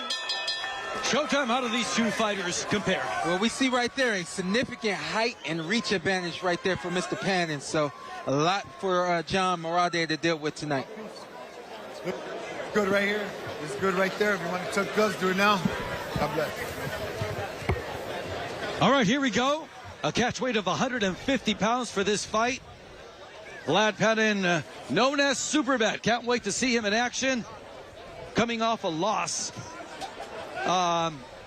It was a split decision in 10 rounds against Brian Oregui. That ended a 14-fight win streak for him. So he's trying to get restarted. Another streak starting tonight. And the burning question, what does Mulawin mean? This is one of those monikers that I can't define. So we're going to have to find out out what it means right now as the fight begins. All right, we got to question his conditioning at this point, right? We're talking about Moraldi. Why? Why do we have to care? I mean, the body. I'm just saying. Don't judge a book by its cover. Really? Okay. It worked in the Philippines. I guess so. Oh, he just got caught. Moraldi. Mulowin. He Like that right there. Yeah. Panin just winding up. Yeah. Like just getting that right ready. It's like, okay, I just need to catch it one time. I tell you what, though, Marty, he's unpredictable. Panin has to be tight. And he's also, I'm sorry, he has to loosen up, but also be tight defensively. He's very, very tight right now, very robotic, and he's staying admiring his work, as you said earlier, after he lands. I don't see much on Moraldi's punches is the problem. He's also squared up when he throws. Yeah. He's not in a good position to punch. He's just looking for an opportunity Oh, between shots. that hurt him right away. Body punch. Should I tell him to get up, y'all? This is the body snatching fight. Get up. This may be it. That's it. Wow. Okay. Listen, I gotta tell you, you don't often get that many body shot knockouts on one card. As I said to Sean, this is my favorite way to stop a fight, and he never questioned why I said that because he knows that we're both fighters. This is a treat. Here. I didn't. This is a treat. You know what I mean? Sean fights in the ring. I fight in the streets. Right. You know, his father knows that I am the heaviest-handed reporter he's ever held mitts for. That's I believe true. you were That's in the true. ring That's true. when That's he true. said that. Yeah. And so what you are seeing really is good acumen. You don't stop a guy to the body if you're throwing wild and you don't know what you're doing in there. Yeah. Granted, this was an early fight, an early stop, but it was because the opponent here in Panin had an immediate idea of how to close the show. Sure. So is this a disappointing sort of conclusion, or is this just a brilliant sort of attack by Panin? When you're coming off of that kind of intermission that we had, great punch, great accuracy, perfect punch. That was the right punch. I mean, he dug it twice. That's I mean, so I mean, yeah. I mean, that was inevitable right there. The second one was the one that really. The first one, to the right, kind of like wound it up, right? you know. Sean, sometimes when you put money in the bank, you can draw it out right then and there. Yeah. Talked about the deposit. He put the deposit in at the teller, went outside and pulled it out of the ATM. The thing that radio likes about that body shot is the fact that it is a punch that debilitates you. Yeah. You know what I mean? So it's a different kind of hurt. And for guys like true pugilists like you and I, we kind of grimace at it like, because we know how it feels, you know. Yes. So we feel it too, don't you? You feel a little bit on your neck, you know. Yeah, and when you say, "Oh, should I tell him to stand up?" This is what you have in your heart. This is what you have in your spirit. You want to stand up, but the legs won't work. Yeah. They're cramped. You can't extend your torso because your abdomen is in knots. Yeah, I've been That's there what a body shot like that'll do to you. There is a difference in levels in what's happening in the Philippines and what's happening in your local gyms and communities. And so when you step up and try to make yourself a global level fighter, that is what Moraldi learned tonight. And he won't be finished, but if he doesn't learn from this fight and get in a little bit better shape, be ready for a fight of this caliber, he's never going to get what he got in the Philippines, which is wins. Yeah. All right, I think Chevy Red is ready to tell us the exact time of stoppage.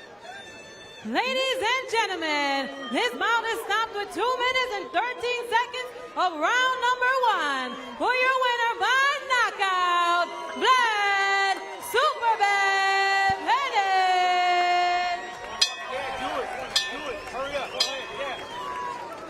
So what we got here is a Vlad Panin who took a catch weight at 150, but I think he actually wants to campaign at 147. At 147, 6 feet tall, that kind of boxing acumen, he's got a great future. Hopefully it comes sooner than later. All right, let's see what he's got to say. Aka's in the ring with the winner. Thanks, guys. Vlad, first of all, congratulations. Good knockout victory. I mean, you fought a guy with experience going into this fight. Did you expect to get him out of here in the first round?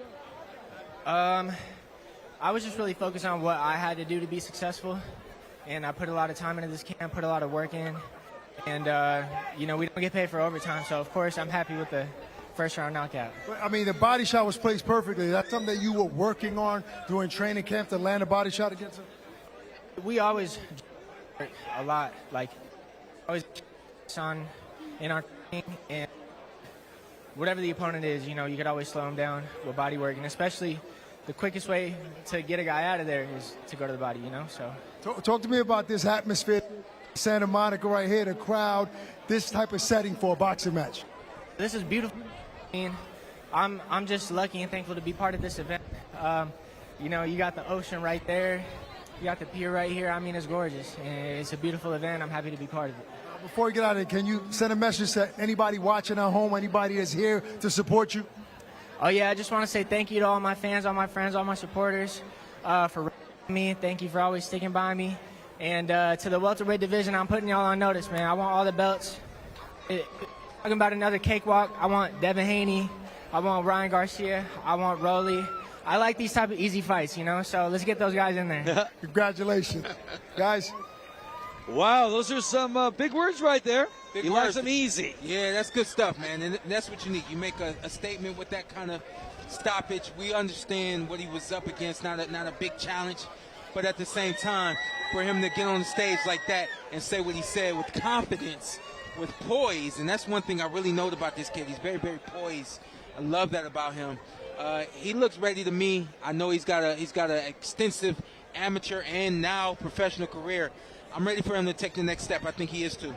We heard Isaiah Carr say he felt like a champion, and now we see that this fighter is calling out the top in the division and saying that those easy fights are what he wants. I love that mentality. That, in fact, is super bad. That is the kind of visualization that you need when you're fighting at any level. He came here to the pier, first round stoppage with a body shot, which we love, which he described accurately as a really, you know, in the bank way to stop a fight. And I wouldn't say that's the way you stop a fight early. I'd say that's the way you tend to stop a fight late, unless you place it so well against a body that's not ready. And then you get a first round stoppage like we did, and Superbad is clearly on his way to big things. Yeah, I agree. Jonathan Wally just came over here, his trainer, to say hello to Showtime. Well represented. This guy is a rising star, a rising presence in boxing. Yeah, I think he's got all the right things ahead of fights like Rolly and Ryan Garcia and Devin Haney, the likes of those names right there. Great corner. Yeah. Great work ethic. Wearing the 17 Otani jersey. We spoke on his college degree, you know, showing that, you know, he's studious, puts in the work in and out of the ring. And, you know, the thing that I was worried about early was that he would get greedy, admire his work, get caught with something that he shouldn't be getting caught with. But before that happened, you know, there were moments where, you know, he got caught with some things, but then there's that right there. He did get caught, but I don't think there was much on those punches. While they looked good because they were winging shots from Moraldi, they weren't hard shots. And so Panin was willing to accept those punches to get off 2 or 3 counter punches in return. And we saw what happened. He was able to stop him in the first round because his punches had mustard, and the punches he was taking was barely bread. And I go back to, I guess, a physical type, you know, body structure. If John Vincent Moraldi is a little bit tighter, stronger, you know, core, would that have made a difference? Yeah, I think, you know, we definitely can see that Moraldi wasn't fit, ready for this kind of action. You know, along with that kind of frame, if he's holding his arms correctly, he's able to block those punches. He's able to brace and things like that, but he just, you know, he missed a lot. Sean, you called it from the beginning. It wasn't even his physical challenges, which were considerable. It was his mental state when he climbed through the ropes in the first place. The first thing he did was back up, not because of a punch that landed, but because of a punch that might be coming. You can see it already. He didn't come in here really to do the business. He came in here to hopefully survive long enough to throw some crazy shot that might get him a knockdown or somehow get him the victory. That is not a winning mentality. What we did see earlier on in a fight that was something of an upset is a guy who was up against it, but throwing with intention and finding that big hook at the end to close the show. That was not the mentality of Moraldi, and that is why he lost tonight, because he didn't come to win. Yeah, and this kid is hungry. He's come from nothing, and he's making his presence felt in the boxing world. We talked earlier during the introduction that, you know, they came to the U.S. from Belarus. Him and his mom ended up going to Vegas, stayed at a very humble motel for months. One of his birthdays, his mom couldn't even afford a present, so she bought him groceries and some candy as a birthday present. He had to catch crickets at a tennis court at night to feed his pet lizard. And so he said growing in America was really tough. Being a foreign kid, especially being different and being misunderstood, this kid knows what it takes to survive and to succeed. Yeah. So when we calling out the names that he called out, those are big names. Right. You've never seen Vlad before. He doesn't deserve to say those names. Yeah. But he understands where he comes from. Right. He understands that he's going to be ready. I can't truly say he's ready, but that's what camps are for. That's what game planning is for. And should those fights come to him, I do truly believe that what he said in that ring, he meant it with strong intention. Boxing is a poor man's game. That's why you can find fighters and stars in any region of the world. When he calls out those names, it's because he knows that they didn't start any tougher than him, that he is as tough as any of those guys and what they come from. What he did tonight made him feel like, hey, I can compete with anybody. I'm bringing everything that I've had in my life that has been a challenge and overcome into the ring. So anybody's name, anybody that I said in that ring is a potential victory for me. That is the right mentality. That is what this boxing brings out in people. And we'll see. We'll see if he gets those opportunities. He'll have to show and prove. I don't know about you guys, but I have been feeling pretty safe tonight. We don't have to worry about anything. You know why? Because the Santa Monica Police Department is here. Yeah, met some of them. They're taking care of us, taking care of the venue. And Chief of Police Rudy Flores is ready for a quick interview.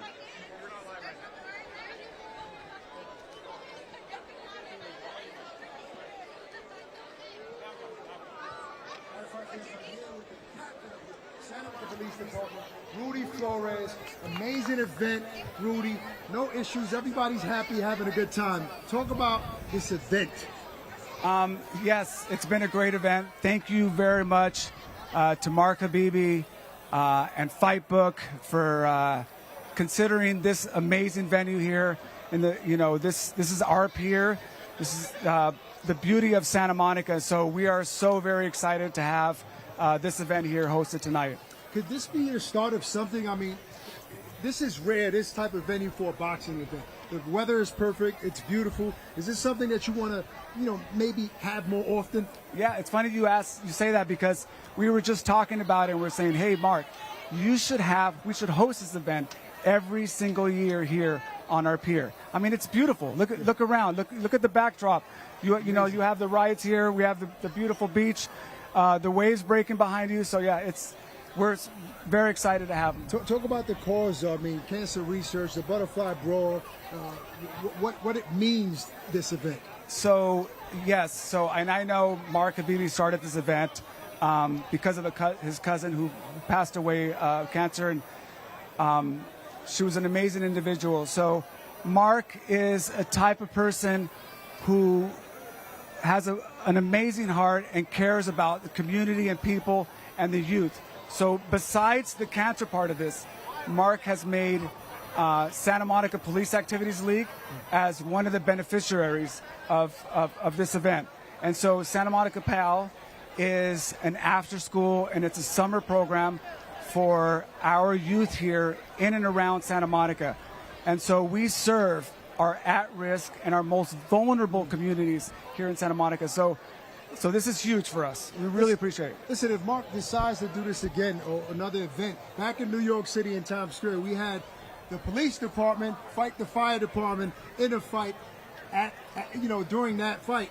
Carr, would you be interested in maybe getting some of your guys in the police department to maybe scrap in the ring with the fire department? 100%. In fact, unfortunately, this was planned a little late, but that was the idea. So next year, I promise you, we will have some great fights between Santa Monica and fire department. The rivalry lives on, and so we play them in various sports: basketball, football, and so we're ready to box. Are you getting in the ring? No, I'm a little too old. Yeah. I wish I could, though, but no. But 100%, we will definitely host a couple of fights next year. Well, it's a pleasure chopping it up with you. I know I'm not going to get pulled over any tickets. No, Well, you'll I'm be in Santa good. Monica. I'm good, Yeah. right? Thank you so much. Yeah. No, you're good to go. Yeah.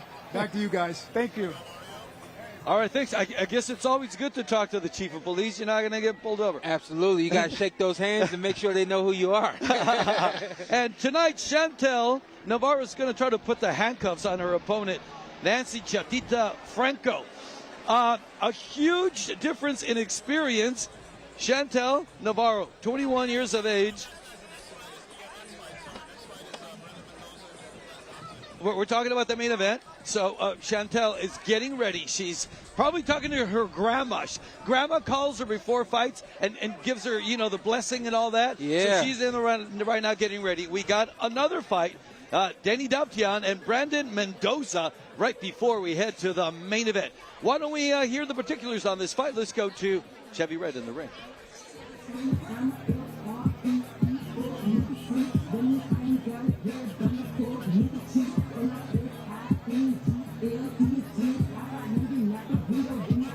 Ladies and gentlemen, we are now scheduled for bout number 8. And making their way to the ring first, Brandon Elfino Mendoza.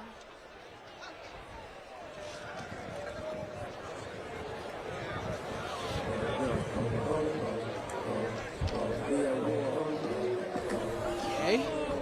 Hey. Got a little Jesus walks. Elfino. You know what's a word about Brendan Mendoza? 6, and 6 coming into Jesus walks. Oh boy! So one side has to win tonight. And Davian is half of that, a 3. So there's a lot of happening with 3 KOs. That's another 6 there for you. Oh boy, this is a timeless song, though. Shout out to old school Kanye. Not gonna touch that one. Well, let's see how 666 does, and then we'll get into old school Kanye. I must say, just as we get towards the main event, it has been an incredible night of boxing. Wildly entertaining from the very, very first fight right through to the main card. Everybody here supporting boxing in Santa Monica on the pier. You saw the police and the chief of police talking about the police athletic league, something that I took advantage of when I was a youth. It's a very important program. Like I mentioned earlier, boxing is really a poor man's sport and an inner city rescue. It is something that is available to the kids to do good in their community, and it's a real great honor that the police put that on. So thank you. All right, Chevy Red. Let's welcome the opponent. And next to the ring, Denny Davian. Denny Davian from Ukraine, settled in Glendale, California. He's had a few fights fall out, by the way, but I guess when opponents see how big this guy is, I think they back down. They go 6'4". the other way. This dude is 6'4". Yeah. His opponent 5'8". That'll be a huge difference. What is the biggest difference in height you've ever seen? Because we're talking about 8 inches tonight. Yeah, funny. I'm brag a little bit. 5'7", and I've been in the ring with 6'6". Oh, okay. I'll brag a little bit. Yeah. So Brandon should have talked to you before this fight. He just didn't what do know. I do? Yeah. How did you win that fight, Sean? I won that fight. I stopped the guy and knocked him out. When you're a shorter guy going up against tall, lean guys like this, you got to have X factors. I had the power. I had the quickness. I had the speed. So I always had an X factor. If you were strong, it's cool. I was quick. I was fast. If you were fast and quick, I was strong. Could really manhandle you. So there's a recipe that Mendoza needs. We'll see if he's got it. All right, Chevy Red, introduce us to the fighters, please. This bout is brought to you by Fightbook and the American Cancer Society. Scheduled for 4 rounds in the super lightweight division. Your judges at ringside, Fernando Villarreal, Pam Hayashida, and Tiffany Clinton. And your referee in charge, David Sullivan. Introducing first, fighting out of the blue corner, wearing black and gold, weighing in at 144 pounds, appearing in his 13th pro fight. In 6 of those wins coming by way of knockout, from Van Nuys, California, Brandon Elfino Mendoza.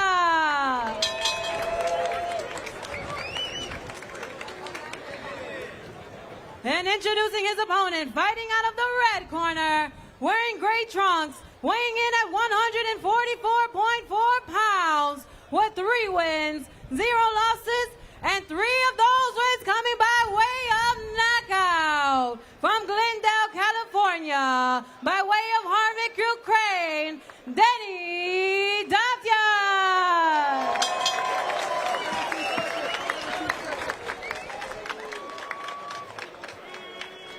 Fighters, I give instructions in the locker room. Fight. Listen to my commands at all times. Protect yourselves at all times. Not the right graphic. Here, Sean. right here is good right Listen, here. we already know. Yeah, we know he's tall. That's all we need to. That's all we need to talk about. Yeah, we got some height to fend against, and the Davian. Davian and Mendoza. Mendoza goes, we've been talking about nicknames, El Fino, which is the fine one, because Finito's already taken, by Finito Lopez, so let's go with Fino. A little taller, too. But nowhere near Davian. Oh, he's coming out strong. I like it.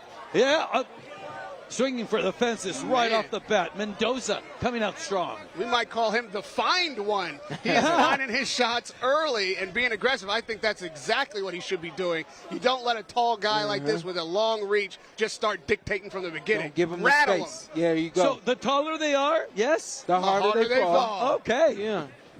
Great movie. And I'm making a prediction here. I'm just saying. I'm just saying that that's the right way to start a fight with a guy that has these type of advantages. Because another thing about being tall, Sean, maybe this is something you experienced in your fight, that oftentimes if you make them get rattled early, they're shaky on their legs. They're so tall, it's hard to be good with footwork. If you keep pressure on a guy like that, he can't really get his rhythm, can't get his timing. Well, I tell you what, number one, man, my thing is entertainment, and this is the kind of fight we need to entertain this crowd. You got a tall guy trying to find the little guy, and then you got the little guy swinging really for the fences. Yeah, he is, and it gets to his advantage. He's so tall, he's always going to hit the body. Yeah. So that's good. And to hit the body, you need to be close. And to be a shorter fighter like this, you've got to stay in his chest. I don't know a fighter that I covered for the entirety of my career that was better at staying in somebody's chest than Showtime Sean Porter. Well, I'll tell you what, the thing I like about Denon at this point is that he's controlling the range and the distance. He's using his feet. He's trying to get in. He's trying to get out. What he can't afford to do is park on the ropes and let Brandon Mendoza get started. And if you think he's got a baby face, he does. He's only 22 years old. Has fought all his fights here in Southern California at the Bonaventure Hotel, Salesian High School, Academy LA, which is a club, and now at the beach. There he is, making some heavy contact. Oh, boy. But now there's a gash above his right eye.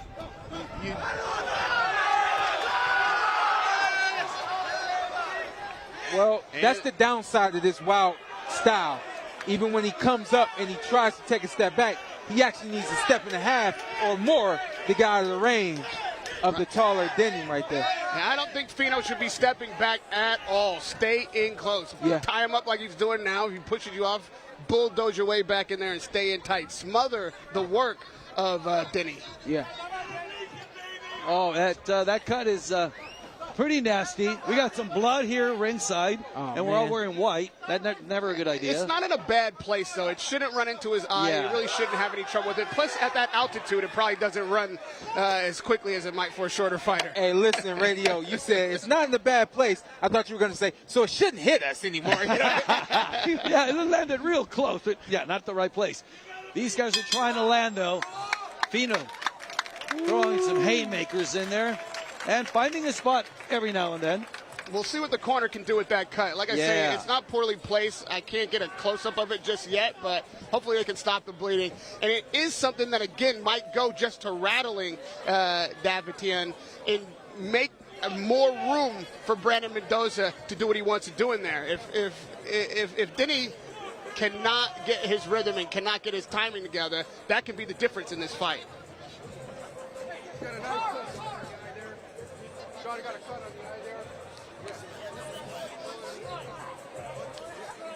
All right, let's go back to round one. Pretty good round right there for both guys. I think we saw early on, obviously, that Brian Mendoza wanted to try to, surprise the big Davian with some big punches. But right there at the end here, we saw Denny really come on strong with both hands. Yeah, some wild punching. He's sort of like, he winds up too much, right? He's too open. Yeah. He was just looking for something that was going to work. He was really up against it in that first round. I think he was looking for anything that would connect, and he found it. He started to get something going. However, you're right. He needs to settle down now. He has that distance, and Mendoza now is ceding the ground. So we should see some jabs and some follow-up right hands with some power. See, Denis has that that Jose Cito, not Jose Cito, that, who am I thinking of? What is his name? Paul Williams? No, he's got that little tick. Oh! What is it? Oh, my God. All right, let's not stay here, because now you've tortured us both. My bad. Shakur Stevenson has that tick. Yeah. No. This? Yeah. Oh, yeah. Well, I mean, maybe that's it. because his hands hurt sometimes, I think. It's Santa a Cruz. tell. Oh, okay. All right. Davian making some contact there, and Fino started his career with 6 straight wins. Now he's lost the last 6. Oh. So it's either or, and every time he wins, it's by knockout. So, well, we'll see if Jesus walked into the ring tonight. This can be, I would have to say, an upset, even though he does have 6 wins on his record. Yeah, it's a tall order. But all 6 of those wins came by way of knockout. Yes. That's something you can't ignore. Right. It's more than likely the unpredictability that he has. What I would do if I was him, I would force Davian to give his height up. Yeah. And the aggression, I don't know because I'm not looking at it, but I would imagine if I had to wager that Mendoza's knockouts probably came early in the fight. Yeah. He probably overwhelmed his opponents. They weren't ready, and he bulldozed them. Yeah. And right now there's still a war going on as who's going to be in charge of this fight. Right. All right, trying to lift Davian there after a short clinch. Defense. Yeah. Beautiful defense. Oh, You should come back moving though, around. with some offense. Yeah. You got to make him pay. You made him miss 4 times. Yeah. That's some Again, good make him movement pay. right there. He was in a position to hook to the body. You can't give those shots up. We've only got 4 rounds. Score. Tell you what I like, though, There you go. with him making Davian miss over and over and over, he's going to force Davian to get a little overzealous. And maybe even winded, even in a short fight like this, missing a lot of punches like that when you've got long arms, you're a tall guy, it's heavy. Yeah. Those shots can wear you out if they're not landing. I'd just like to see more offense from Fino. He's really having a good time executing his defense, but if you don't mount offense on the end of that, it doesn't count for a whole lot. Yeah. All right, people liking this, liking the round 2, hearing a round of applause, and it's not strange that the extreme opposites are creating a sort of an awkward fight. Yeah, it's awkward on both ends. You got the shorter guy jumping in, lunging in. Very, very awkward from that standpoint. But then once he's in close, the taller guy's got nothing for him, So, Davian's got to find it and deal with it from the outside. And there we have it. While it's a 4-round fight, it's still anybody's fight on my card. Feels like the last 2 rounds will definitely decide this one. You see Davian coming on and making some good work. However, what's coming up is the defense of Mendoza, which I just wish had been bookended by some offense. Yeah, hasn't really been able to find Fino Mendoza. Yeah, Davian on a little good defensive work. frustrated there, pushing Yeah. Mendoza down. That was not a knockdown. It was a push down. And you see Denny trying to establish himself, trying to get that jab going, be the boss in there. And right now, Fino is getting out of the way, but he's not getting his punches off.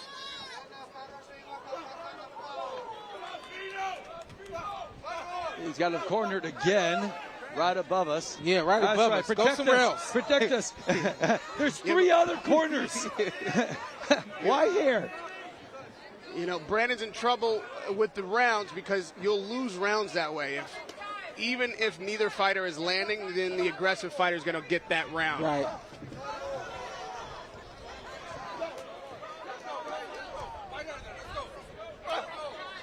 And every time they're in a clinch, Davian is always going for the little punches, hitting in the back. Well, he has to. When your arms are that long, you better Yeah. know how to punch and shy with short shots. Right. Little pokes and little stabs, you know? That's it. They add up.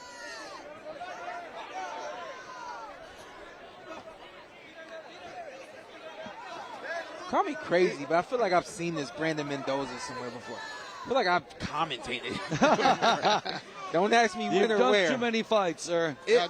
Maybe am I having PTSD from me fighting? Because this looks very familiar. Well, you did know? he make the same mistake last time you saw him? Because Yes, he's he did. allowing Davian to get comfortable in there, to find the rhythm. It's the same thing I was asking for from Diddy between rounds, that he needs to do exactly now what he's doing, but it's because Mendoza is giving him the opportunity.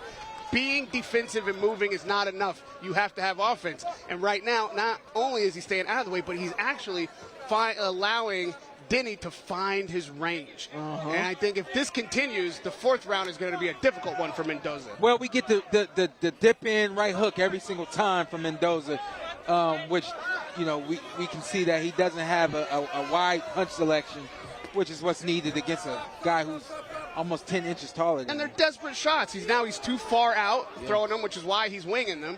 Earlier in the fight, he was inside and making it work. Now he's just desperate, looking for something.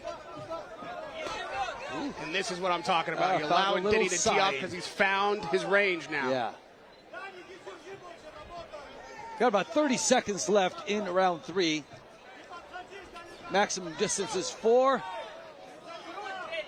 I tell you, when a fighter misses by that much, you really ought to make him think about it by following up with a lead right hand.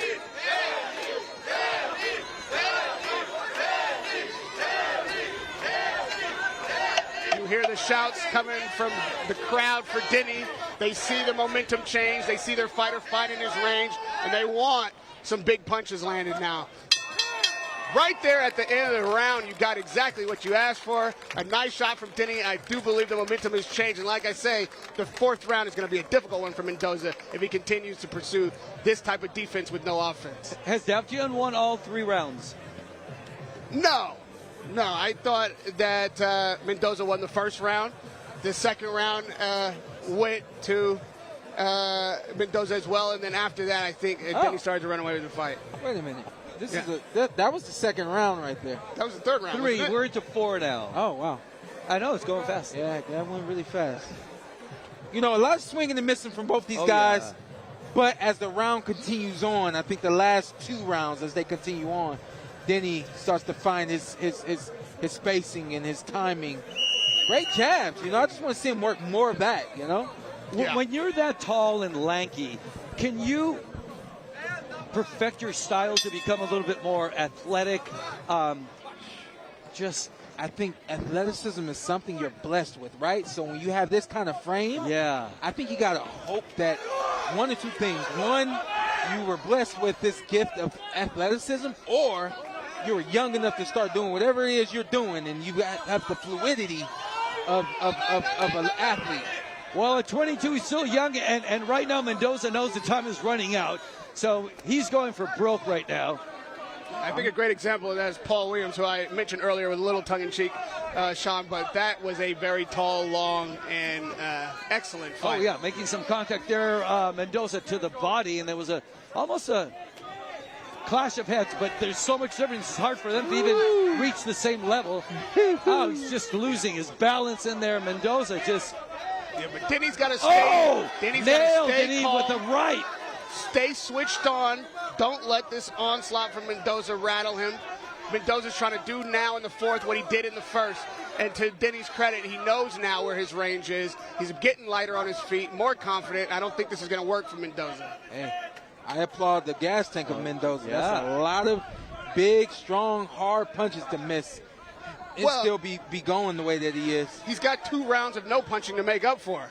I think he tried to save something and take and thought, this is not a bad strategy, to be fair. But I think Denny is really on his game right now, and this coming from Mendoza is not going to be quite enough. At this point for him, it's just weather the storm, right? Because Mendoza, you know, he's desperate. Yeah, but in a 4-round fight, like you said, maybe, you know, you split the first 2. You don't know if you're Denny, if you're really ahead on the cards. You cannot definitely leave this to the judges in a 4-round fight with the kind of performance that Mendoza has mounted. You got to stay in this fight and keep trying to win. There's no time to cruise. Show the judges that you're the boss, that this is your fight and you're fighting nice body it your punch way. here by Davian. Looked like he was going to fold a little bit right there. Yeah. Well, that's not going to stop Mendoza. But Denny is doing the right thing, keeping the punches in his face. Everything isn't hard. Everything's not even landing, but he is keeping the shots out there, keeping Mendoza out and making him lunge in wildly, and then tying him up. That is a strategy that will be effective. And from a 3-fight, 3 KO fighter, he's showing some seasoning. All right, little combo there. Going up top by Davian. As we approach the last 10 seconds of the fight, you just heard it. Mendoza threw one and paid the price as we reached the limit of 4 rounds. People like this fight. There was a lot of action. There's some applause here. It was a fun fight to watch, and I liked how Denny closed the action. show. I like how he came on in the third and then dominated in the fourth, was able to weather the storm that Mendoza mounted at the end of the fight, and then punctuated this fight with one last big shot right there as the bell rung. This will be a good learning lesson, I think, for both fighters, really. Mendoza, I think, did the best that he could do. However, right there in those middle rounds, he needs to mount some offense with that defense, and he'll be a hell of a dangerous fighter going forward.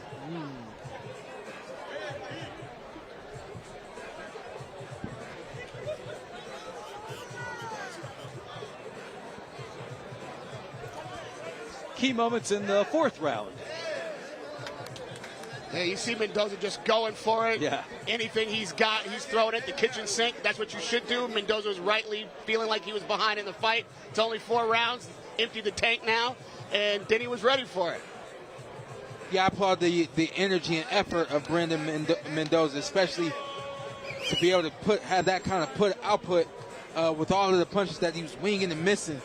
But, you know, again, you got to applaud also the poise and focus of Davian, weathering just a storm of big haymakers, you know. That's a great word, Sean. Poise. That's what he showed in the 4th round. That is what got him through that final storm. Yeah.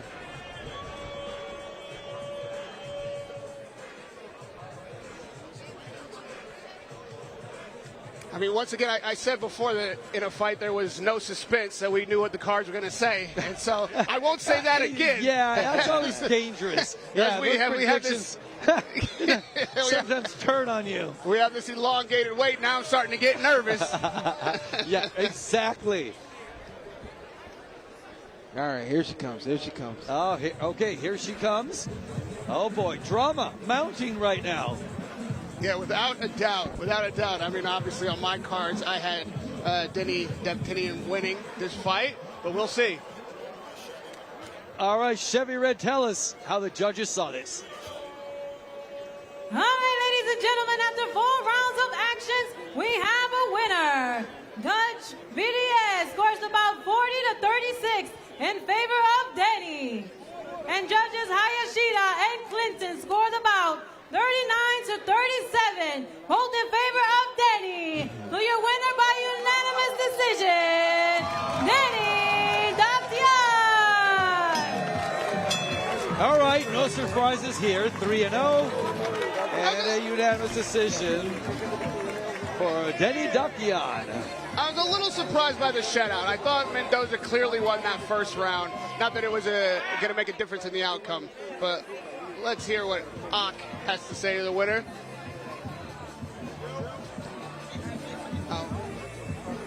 You can hear ringside there, Mario, all these Ukrainian fans with their flags. They can't wait to hear from their man. Going the distance.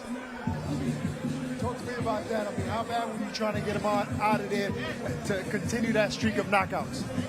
No problem. I just do boxing. That's it. Not hard. How do you feel about fighting in this venue outside? I mean, what is this vibe like? Beautiful place. Thank you. Thank you. Congratulations, man. Guys. Thank you so much. Short and simple. No problem. I win fight. That's all it takes. Look, the kid's 22. He's got a lot of work to do. But, you know. Yeah, it's to polish his style in the ring and also his post-fight game. The upside is just that. He's very, very up there, you know. So he's got a lot to work with. And, you know, let's see if he can grow and improve. And, you know, maybe one day he'll be knocking them down. He will need, I believe, to have a bit more acumen as a tall, long fighter. It's a very specific set of skills that he needs. Yeah. More tools. And as it's early in his career, it's understandable that he is not seasoned at that yet. But we see here when Mendoza's having success smothering him, having some overwhelming action in the first round, which was successful against Davian, and then you see him find his way by the third round. And you can say that little tick is maybe him finding rhythm. Yeah, you know, one thing I am surprised at is Ukrainians usually turn pro with a lot of experience. You can see he's lacking a lot of experience. Doesn't really know how to find his opponent. Like, you see that right there. A lot of punches being swung and missed by both guys. But, you know, just Davian is just stronger, bigger, and a little bit more accurate tonight.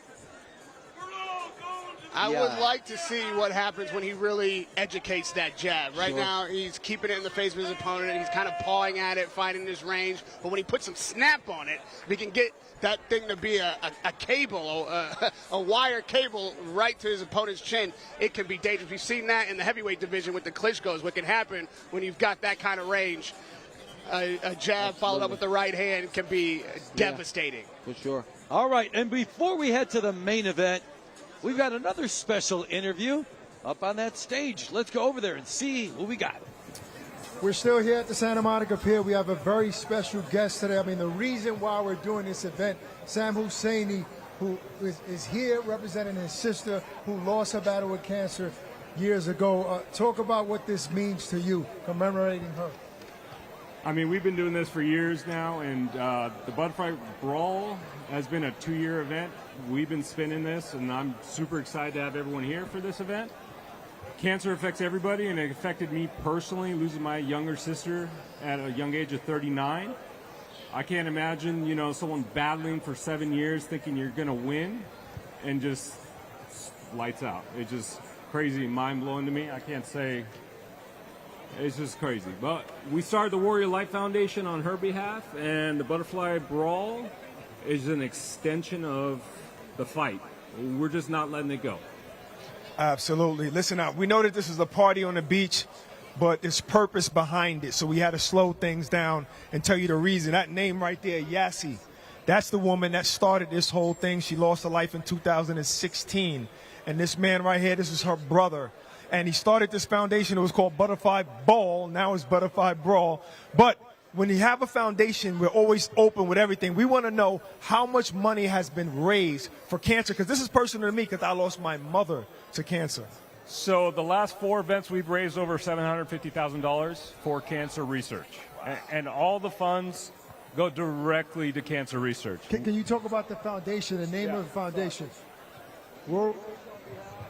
Of my sister, the Warrior Life Foundation, and it was her war paint. She had a tattoo down her back that read Warrior Life Foundation. Not foundation, but Warrior Life. And we took that and spun that into a foundation to raise money for cancer. and we want to make people aware that, you know, it affects everybody at a young age. You are not immune. Don't think you got to be older to get cancer. My sister was diagnosed at 33.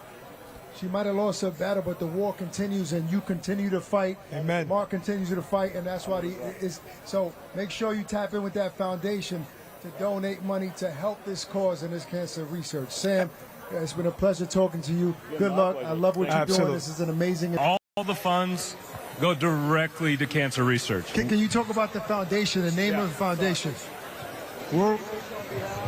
Of my sister, the Warrior Life Foundation, and it was her war paint. She had a tattoo down her back that read Warrior Life Foundation. Not foundation, but Warrior Life. And we took that and spun that into a foundation to raise money for cancer. And we want to make people aware that, you know, it affects everybody at a young age. You are not immune. Don't think you got to be older to get cancer. My sister was diagnosed at 33. She might have lost her battle, but the war continues, and you continue to fight. Amen. Mark continues to fight, and that's why so make sure you tap in with that foundation to donate money to help this cause and this cancer research. Sam, it's been a pleasure talking to you. Good luck. I love what you're doing. This is an amazing event that you're doing for your sister. Thank you all. Going back to the guys ringside. All right, thank you guys. Great boxing for a good cause. Doesn't get better than that. And we are getting ready for what we expect to be the best fight of the night. You had called Showtime. You said that Superbad was a fight to look out for. And it was. It was good, but it was very short-lived. Yeah, short-lived. I think on to the next. And this next should probably be the best tonight. I'm expecting some fireworks here because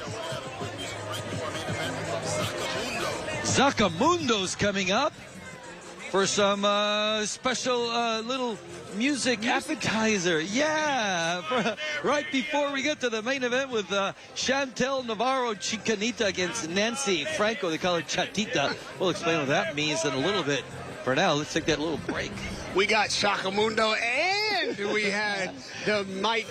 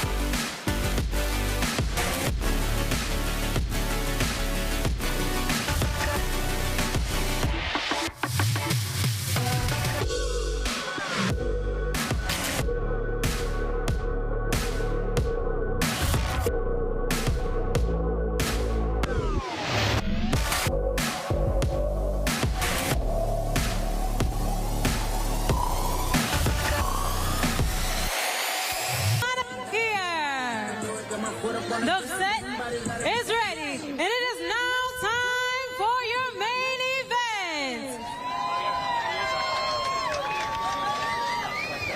Introducing to the ring first, Nancy Chachita Franco.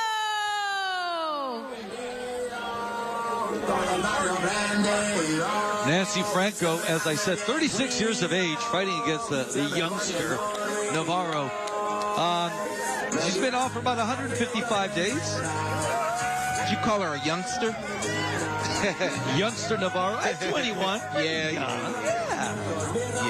Well, Nancy is a seasoned veteran. 36 is not quite old, but it is a young person's game in this instance. Boxing really does favor the youth. However, the experience here is a hurdle, I believe, for Navarro. She's got 3 knockouts in 5 fights. I mean, she's a heavy-handed puncher. She's got spite on her shots. As you can see in how many fights it is for Franco. She's only got 5 KOs. That's not uncommon in the women's division. It's hard to get knockouts, right, especially inside a 6-round fight like this. You know that Navarro is coming with some power and coming with some real spite. The question is, can she overcome the experience level of Franco? 44 fights against only 5. That's huge. Yeah. And don't forget that Franco is a former 2-time world champion back in 2013 and 2015. It's been a while, but you know, she obviously has a lot of talent. Yeah, Franco, she knows it all. She's coming in here tough. You know, she's coming in here not to lose. She's not going to follow the script of just coming in here being in the ring with Miss Navarro. She's going to fight back. She's going to fight tough. It should be a long 6 rounds for both these women. 16, almost 17 years in the pro game for Franco. And she's going to probably need every bit of that to overcome this rising star, this very young but very determined and hungry Chantel Navarro.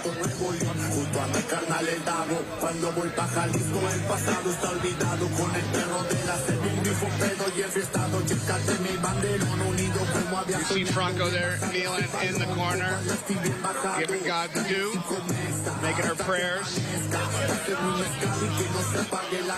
She certainly looks ready. She's doing the bounce. She's doing all the things I see pro fighters doing as they prepare for major events. So for her, this is a way of life. She's been doing this over 16 years. This is nothing new. Not only that, but it's probably second nature. I don't think she's had anything on her mind about her record or what the odds might say. She's in the office.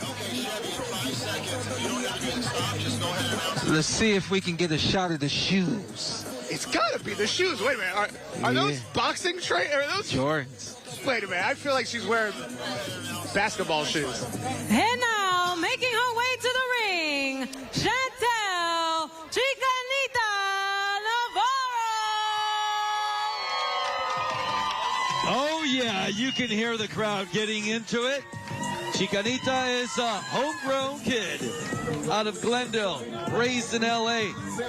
When she told her dad she wanted to start boxing, the dad said, oh, no, you're not going in that direction. But, hey, they realized that she had a lot of talent. Before you knew it, she was already winning tournaments. And then by the age of 14, she was training 4 times a week. Dad would pick her up at school, take her to the gym, go back, finish her homework, dedicated.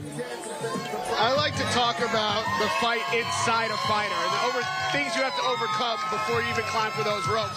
Having your dad say, hey, I don't want you to do this, having your family not support you as you take your initial step towards your life passion is a difficult thing to overcome. It can put doubt in your heart, put doubt in your mind. The fact that she overcame that and has had the success she's had early lets you know that this is not just some hobby for her. This indeed is a way of life for her as well, and she's here to prove that she deserves to be in the ring, and this is where she belongs. Yeah, and her dad Ignacio actually recognizing that she has a lot more talent than he had when he was a pro fighter. Oh, man, have you heard him say that? I don't.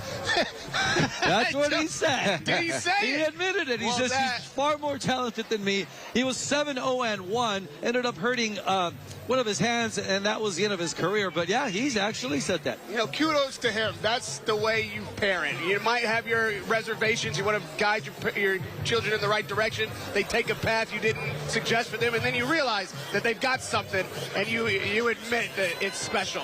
Credit to him. That's a beautiful thing to hear. All right, we're ready for the national anthem and the introductions. Let's head up back to the ring and Chantel Red. Chevy Red. Here we go, Chevy. And now, ladies and gentlemen, I ask that you please stand for the singing of our national anthem by Scarlett Habibi.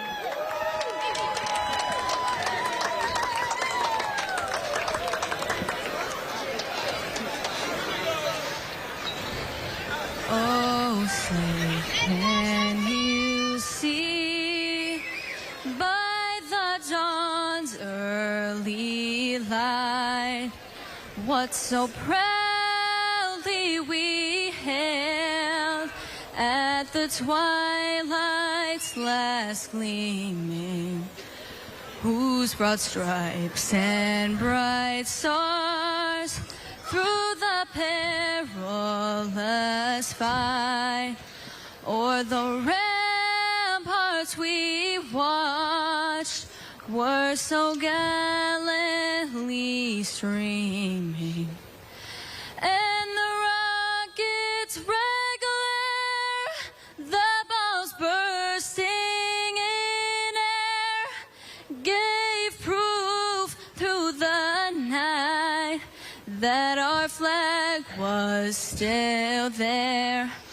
Oh, say, does that star-spangled banner yet wave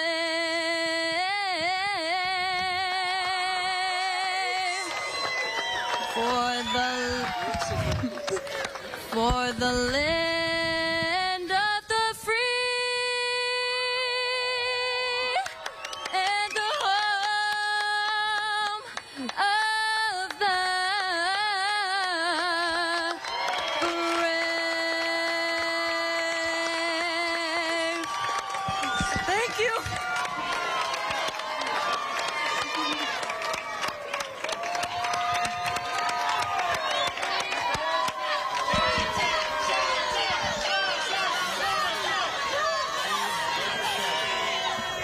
With that, ladies and gentlemen, the gloves are tight, the lights are bright, and it is now time for your main event of the night.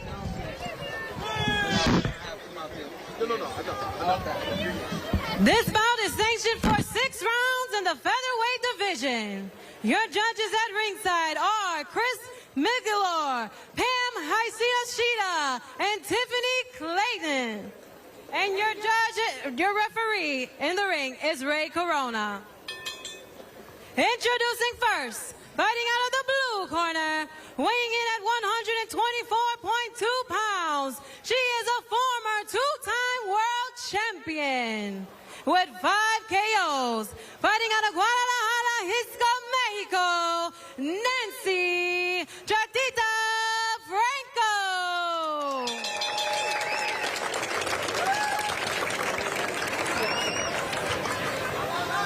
And introducing her opponent, fighting out of the red corner, wearing green, black, and gold, weighing in at 124.8 pounds. She holds a professional record of 5 wins, 0 losses, and 3 of those wins coming by way of knockout. From Glendale, California, Chantel Chicanita Navarro.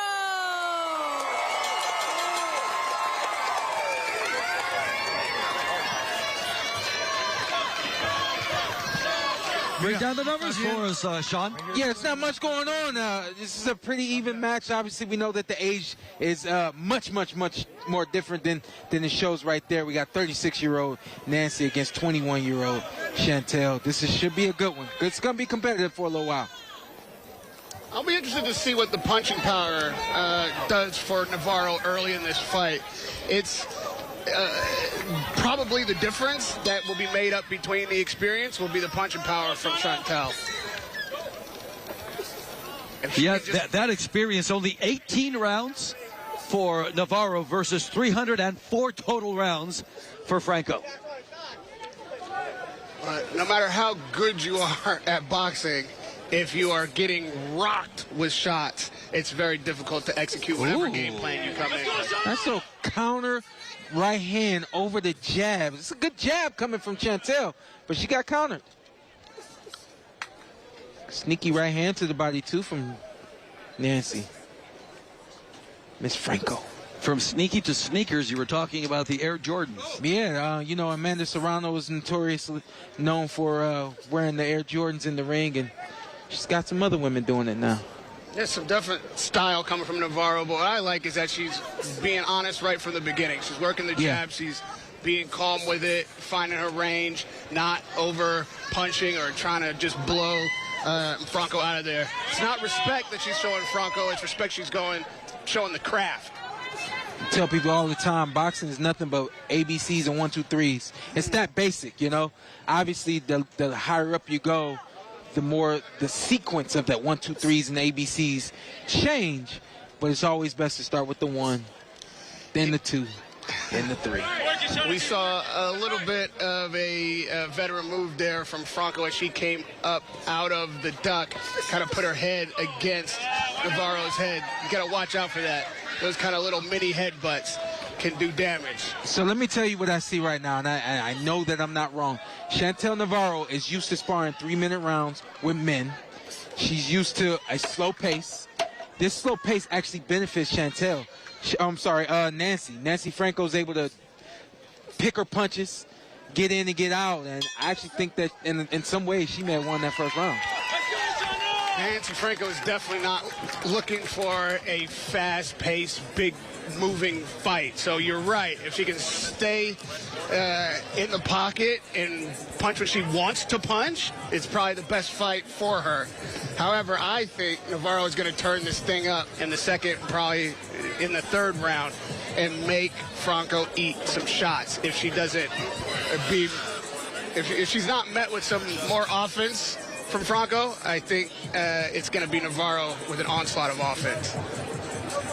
So we got some prestige over there in the corner of Navarro, and then over here in the corner of Franco doing what they got to do. They tied up the hair. Yeah. A little tape on the hair. That's going to be tough at the end of the night. Let's go, Santa, keep working. Very good, close first round. I thought that, that was... you could say it was Franco in some ways. You could also say it was Chantel Navarro in some ways as well.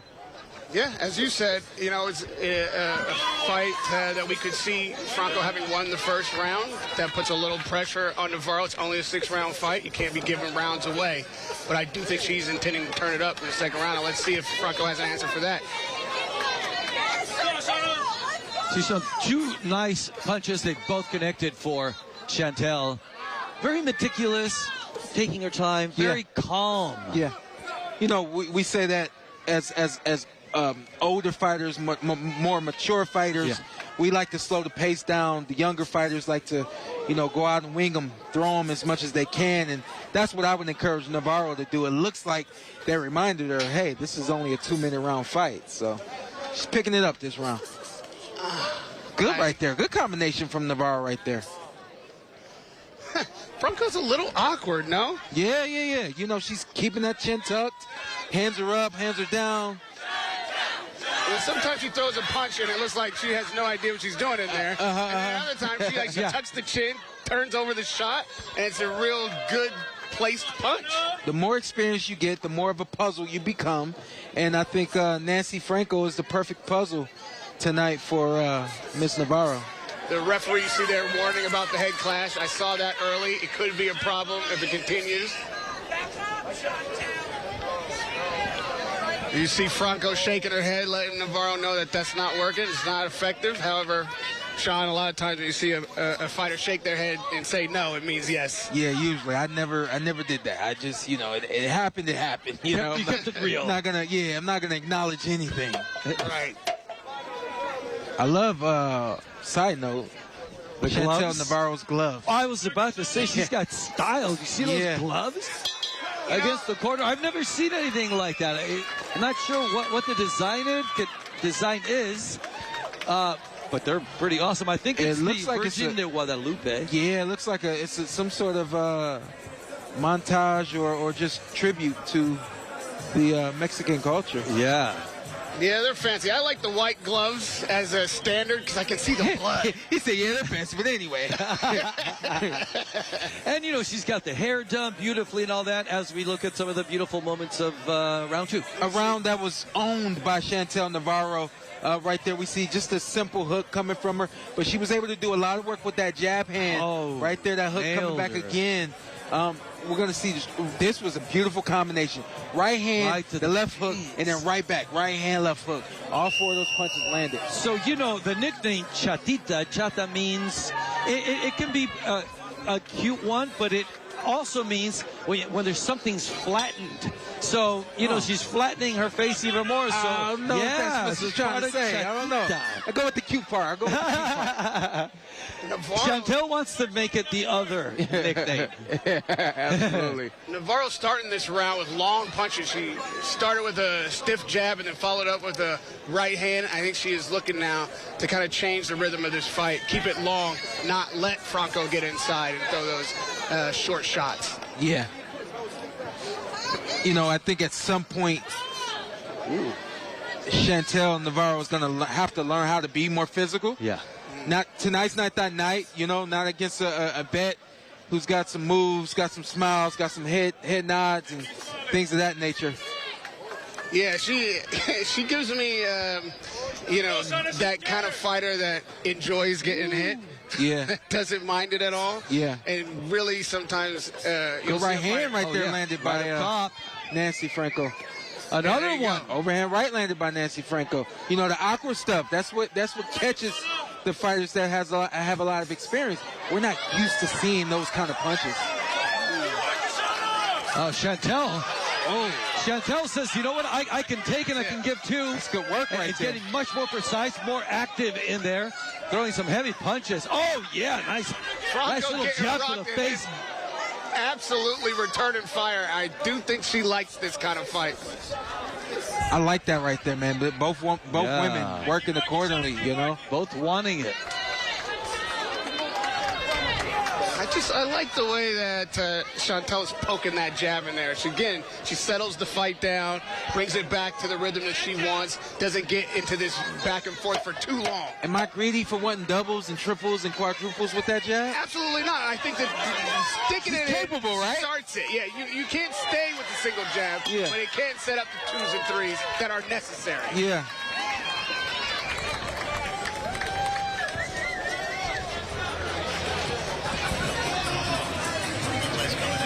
Yeah, it's a good round, action-packed, back and forth. Nice right hands landing from Navarro this round, but also Chantel. Boom, right there. There's a right hand. She comes right back again. That is Nancy Franco's punch right there. That little short right hand, that's her money shot.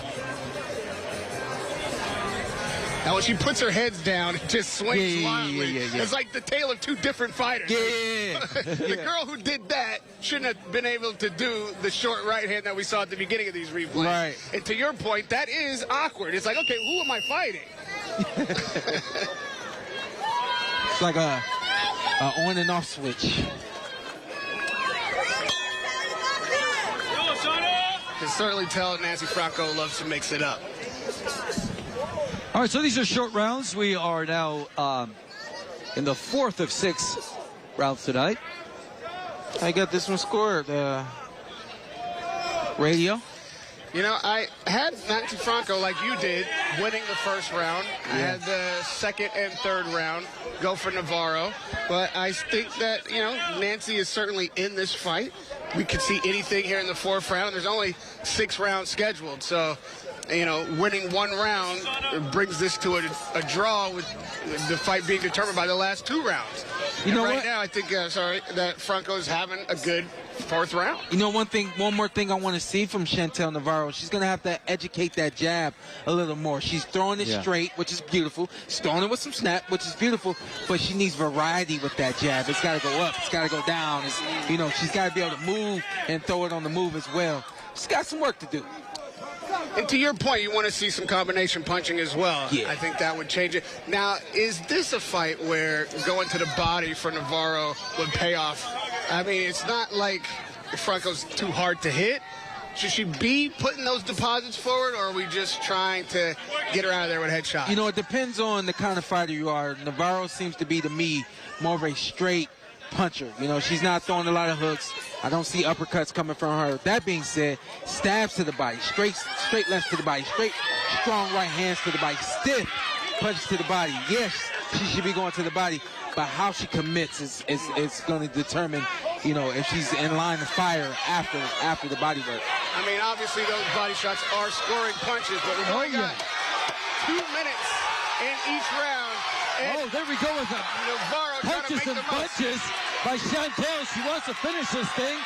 And Franco staying on her feet. Wow! What a way to end this round. Heck yeah.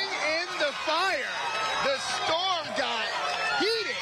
And both fighters planted their feet and gave everything they had to close that round out. I don't see any withering from Franco. I think she got the worst of the exchange. However, she was ready to fire and continue fighting right through the bell.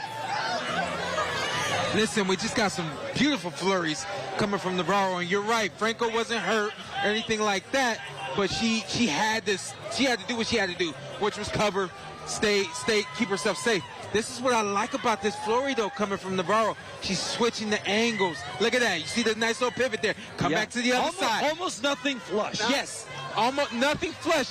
But to get the job done right there, you're forcing the ref to continue to watch the other opponent, and of course you're selling yourself to the judges. Absolutely, and not giving the referee an opportunity to stop the fight with unanswered punches. In fact, of that whole exchange, I actually thought the body shot from Franco was the best punch landed in the whole exchange. Yeah, I didn't see that body shot, but yeah, you're right. The second to last punch. All right, penultimate round in this fight. Bantamweights, the body work. Navarro had to move up because Franco took this fight, you know, with very little notice. Right.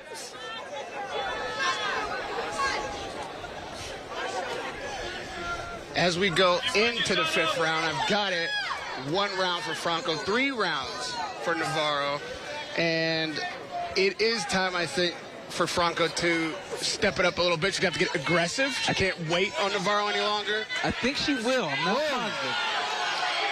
And right now, going up top again. And that is not right again. She's going to get wrapped up. Navarro will push her off, and then Franco needs to come right back at her with leather. Yeah. So right there's a moment, you know, hopefully she goes back and watches this fight and she sees where she can be physical. She should, you know, assert herself to get her opponent off of her. Yeah, I mean, she's wearing basketball shoes, so she should be able to drive the lane. Yes or no?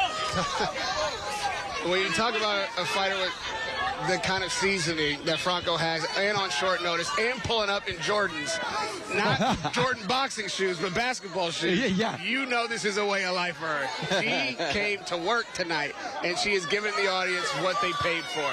A good scrap.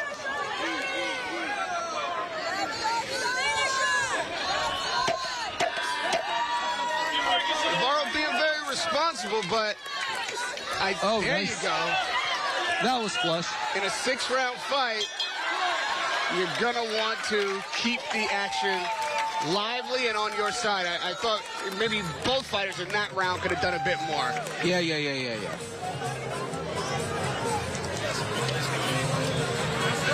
How much impact does having to go up from 118 to 126 have on your game? You're going to see a difference in the power that's being absorbed by Nancy Franco. Nancy's going to be able to do that right there, stand in there and fight with her, punch with her without being so worried or affected by the return. Although that right hand that landed was very clean and sharp. Right here, we get a body shot coming. We didn't see it right there, but we got a body shot at the end of that round. That's right. From Chantel Navarro. Beautiful body shot, and it's never too late to go to the body. At this point, final round, what does Chantel need to do?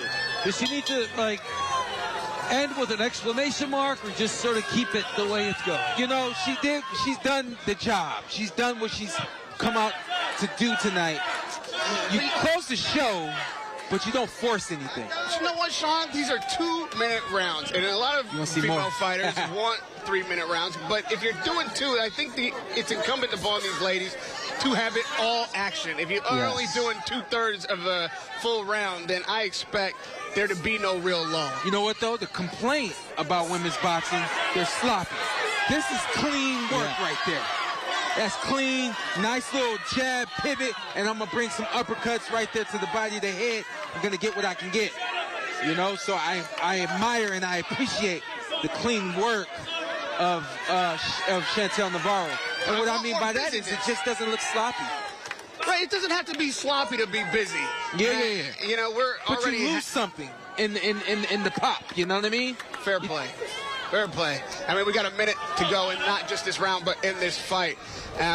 We'd like to see a close to this round and this fight that, warrants a 3 knockout out of 5 fights kind of fighter. It's about the dance partner, and at this point, we don't have a dance partner that's willing to stand there and fight, I mean, Franco's not giving up. Yeah. She threw some punches, but they're like you said earlier, they were more like defensive punches. They were get off me shots. Get off me. You know what I mean? They were back up shots.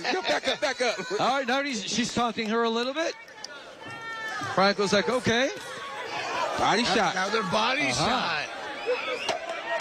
I mean, listen, I don't have Franco winning this fight. I think she's won maybe only 1 round, but she fought her fight as best she could, and she stayed in there trying to win for every single minute of each round. And she earned her money, obviously.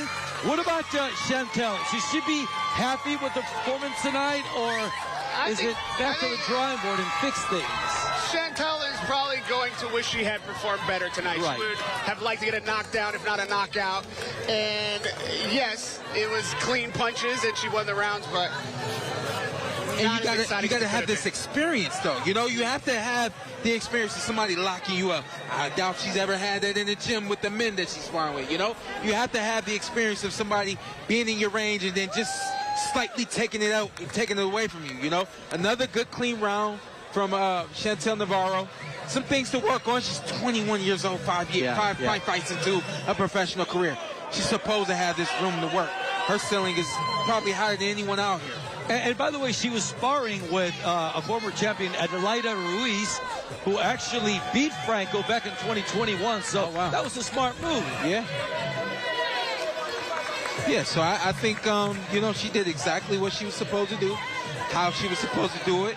We want the work rate to pick up. Yeah. We want, we wanted to be a little bit more assertive and aggressive, but we wanted to get stronger, Right. She can't just do that. She's got to get strong. Right, and I think the reason she'd want to have had a better or a busier performance tonight is because of her ambition, because of her passion, her desire to get knockouts and to be exciting. It's not because her performance wasn't good. It was great. Yeah. She won almost every round. Yeah. It's just the way that she is progressing in her career and the trajectory she's on, that she's going to want to move faster, as she should. It's up to her corner to talk the way Sean Porter is talking about taking your time, learning these things, getting the experience in a fight like this, and getting better as we move on.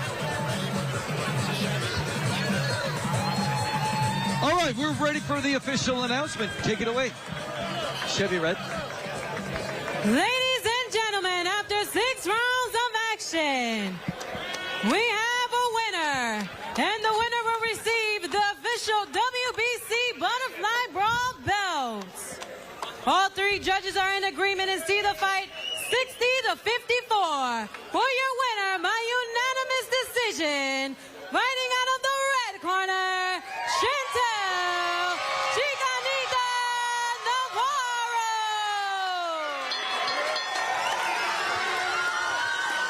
1,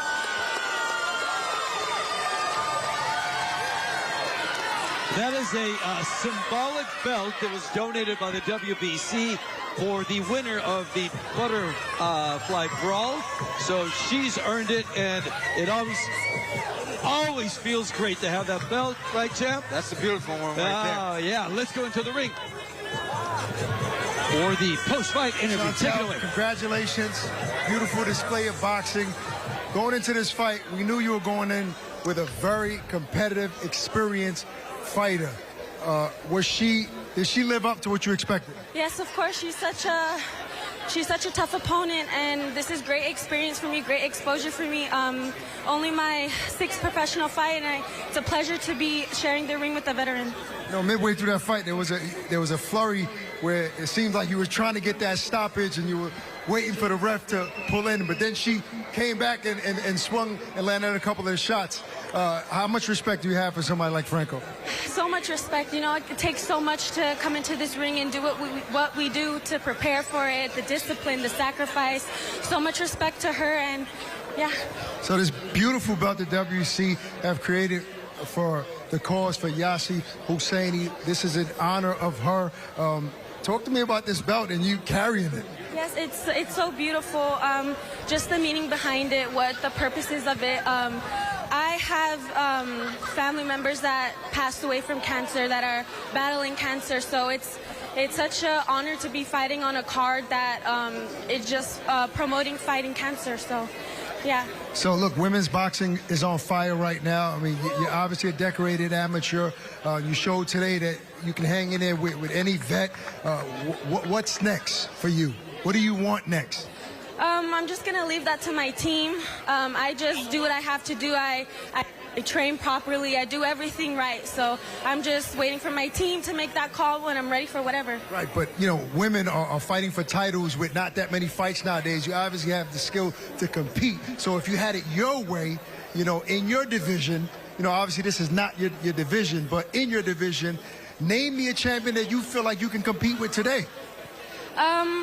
You know, I'm just going to up to my team. I'm not going to say any names, but... No smack talking, you just go through the fighting. Yeah, my hands will show, so... Well, before you get out of here, please send a message to everybody that's here supporting you today.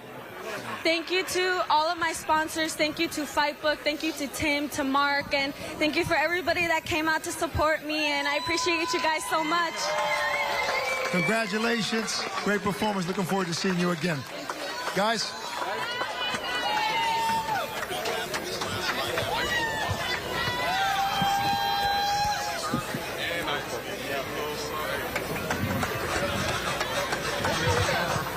Very well-spoken young lady, very polished when it comes to her presentation, her image, not wanting to, you know, trash talk anyone. I don't know, maybe that's the polite way to do it. I'm going to call her out. Only 6 fights in. She don't know who got no belts in her division right now. She wouldn't know a name to say. Okay, reading between the lines, I get it. Yeah. But nonetheless, fun to watch. Beautiful energy, beautiful young lady. Upside, man, is amazing. And women's boxing at the top of the card tonight. Definitely we see a star on the rise in Chantel Navarro.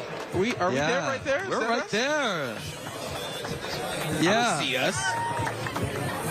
Navarro, by the way, is 7-time national champion. She wanted to fight in the Olympics, decided to turn pro in 2024 rather than waiting for LA 28. Maybe she did the right thing. We would have been great this year in the Olympics. It would have been Team USA. Amazing to see her in the 24 games right out here at home. Oh, no telling what could happen in 3 years, you know. So I don't know. It's kind of, you know, to each his own. It's a long wait. Also, women's boxing's on the rise. We've seen them in Netflix main events, tens of millions of viewers. You know what MVP is doing, collecting all these female fighters. You got to strike while the iron is hot. I wouldn't wait 3 years to find an opportunity. It's now. She's got the acumen. She comes from a fighting family. Go pro and go big. I would have waited. Easy for you to say. I'm telling you, no. Honestly, I would have waited. Look at because of the platform that it gives you. Look at Clarissa Shields. There you go. When you turn pro as a woman with that gold It's a little bit different than turning pro as a man. Why? Because the women can get there so much quicker, you know? All right, Akim Barak, let's go back to you guys. Done an amazing job. We're going to seal the deal tonight with a special guest. All right, we're still here at the Santa Monica Pier. The fights are done. We have the youngest ring announcer. It's safe to say that in the world. Is that true? Is that an accurate statement? Yeah. I don't know. How old are you? 9, but I started when I was 5. Wow. Now, tell me, where did the name Killer Can come from? Why are you a killer? So my dad, he met this guy and on this app, and he was talking to him all the time, and sometimes I was with him while he was talking, and he was like, "Oh, that's Killer Cam," and he gave me the nickname Killer Cam, and he gave me and it stuck. Cam. Okay. Killer Cam the rapper? Cameron? No. Listen, Killer Cam, what made you want to be a ring announcer? The movie Rocky 3. Really? What happened in that made you say, okay, that's what I want to do? I was imitating the ring announcer so good, and my dad got me connected to the right people. Now, if you had a dream boxing, name me 2 fighters that you would love to announce in the ring. I would love to announce Ryan Garcia, and Canelo. Wow. We know Ryan Garcia. We know him. All right, but listen, what's the hardest thing about announcing? Practicing. Because it looks like you don't read cards, you just do it off memory? Yeah, I memorized for about a week. Wow. Well, good job. I mean, in order for you to do a whole card, you got to do a lot of memorizing. So keep working. You're very talented. You have a bright future. Let's go back to the guys ringside. Thank you, guys. That was cool. Killer Cam. Yeah, he's so mature for his age. You know, they threw him some, like, curveballs, and he hit him out of the park. Expect to see him on It Is What It Is. Now that he said he doesn't know the rapper Cam, he's not going to take that sitting down. We'll see this guy on a media tour in no time. All right, so the fans are, clearing out the place, but we're going to do a little bit of a recap here just to see how things had ended up tonight. Really good way to end this night. Yeah. I think this was the right fight to be the main event. Energy was high. Look at that early on. When I saw that counter right hand come from Miss Nancy Franco, I said, okay, we got one on our hands. In some ways we did. In a lot of ways it was a one-sided victory for Miss Chantel Navarro. She just outclassed Nancy Franco for the most part. But to your point, Sean, she gave Navarro some much-needed experience. Franco came in there and did something that Navarro clearly hadn't seen before. She was there to fight. She stayed in the fight the whole time, and while she wasn't winning rounds, she was fighting hard. Right. It was something that Chantel needed to be up against. It was no easy knockout because there was not even a knockdown. Right. That lets you know that this was a learning experience. I think Franco enjoyed the fight. She likes this kind of thing. She came in there on a short notice with Michael Jordan basketball shoes on there and held her ground for 6 rounds. You know, for anyone that may say, well, how do you learn when you have like this one-sided victory? It's about the resistance.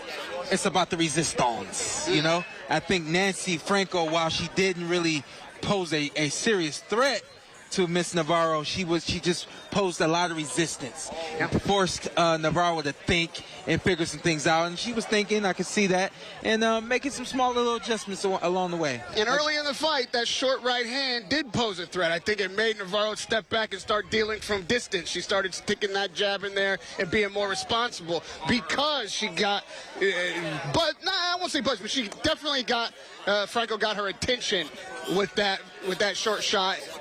So both fighters benefited from this fight. I think it was a good look for Franco. And who knows? She stays at it. That 20th win may be right around the corner. There you go. But nonetheless, 6-0 now is Chantel Navarro. All right, and we have one final interview. Akim Barak already with Andy Foster. Go.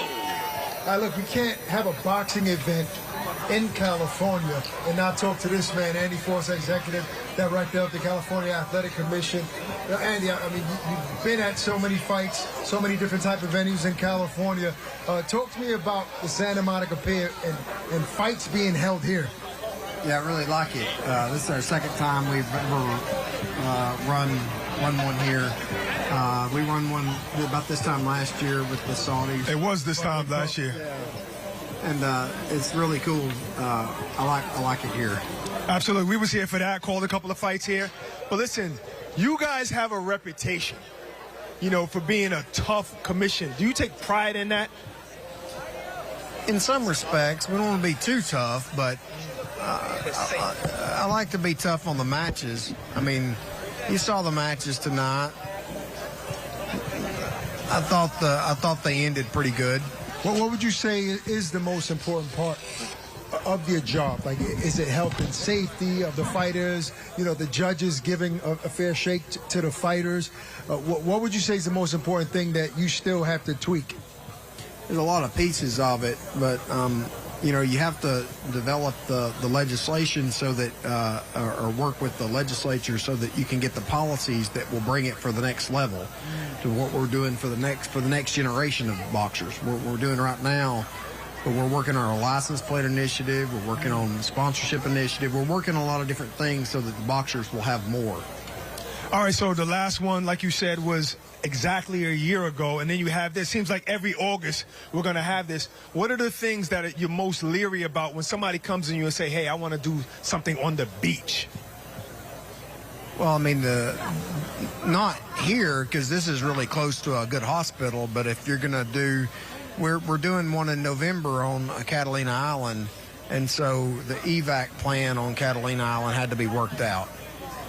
See, it takes a lot to do this. You know, we just see the finished product, but it really takes a lot behind the scenes. Yeah, I mean, look, you're doing a phenomenal job at the commission here in California. I love coming here for fights.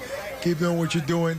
Make sure these judges get judged sometimes. I think that's one of the biggest things in boxing. Keep being hard, because we got to keep the fighters safe. Well, thank you. Yeah. All right, thank you. Thanks for having me.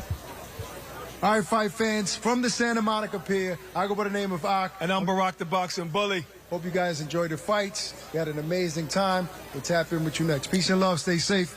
We're out of here. Don't forget, go to fightbook.com because you can still donate to the cause. Great job, guys. Amazing having them. They had a lot of energy. Great guests tonight.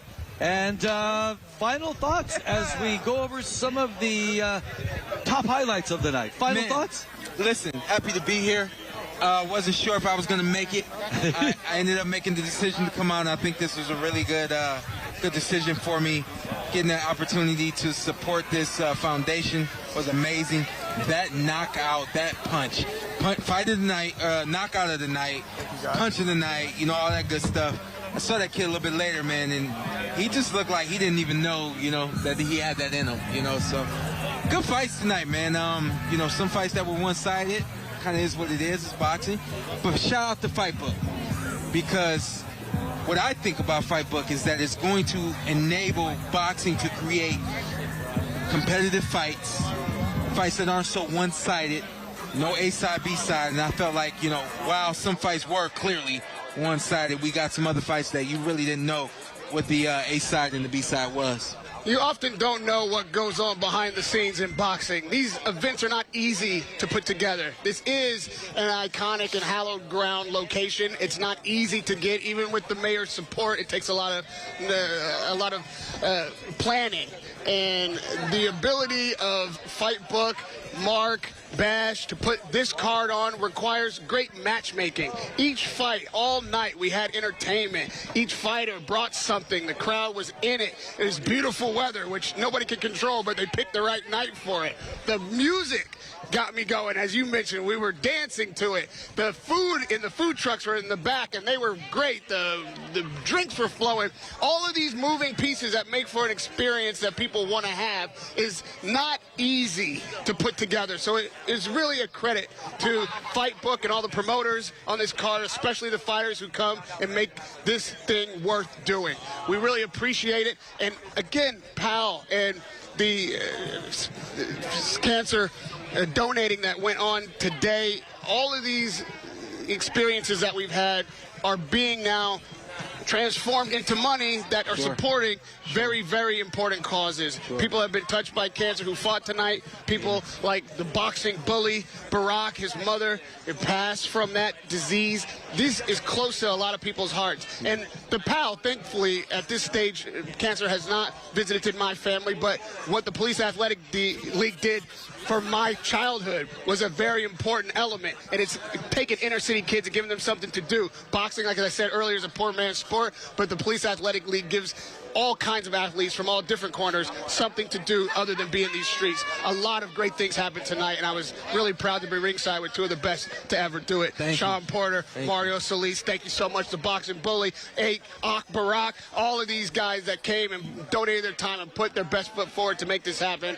Great credit to you, Santa Monica Pier, man. Where else could we do it this good? I tell you what, it was crazy. One more thing from me, Mario, just to understand that, the Butterfly Brawl right here in the Santa Monica Pier is something they want to try to duplicate. I think this was a beautiful jumping off. Yes. As the mayor said, maybe once a year. That would be an amazing annual performance or annual show. Would be fantastic. And it was more than 4 hours of boxing. You guys made it so smooth, so good, so exciting. It was an honor being with you guys tonight. And, of course, finishing with this beautiful young lady who has a bright future. She did what she needed to do. Exactly. And got another W. Yeah, she did exactly what she was supposed to do. She looked good doing it, didn't get hurt in any way. I think Radio and I both believe that this was a great learning curve for her, and certainly look forward to what Chantel Navarro has in the future. Navarro shined tonight. There are many stars, I believe, on this card. This is the kind of platform where you can be born in front of the world. This is Los Angeles, California, where they make stars. And here on Santa Monica Pier tonight, we saw some of the up-and-comers in the sport, and I believe some of tomorrow's world champions. This is what boxing is about. These promoters put together some hell of a matchups that delivered tonight. The production was quality. Everybody came together and put on a show that we definitely want to see again. So hopefully we'll be back here this time next year. Boxing is alive and well in Los Angeles on the Fight Book. All right, so for the entire crew and this great broadcast team, Hakan Barak, Alejandro Navarro, Sean, Showtime Porter, Radio Rahim, I'm Mario Solis from the Santa Monica Pier saying so long. Goodbye.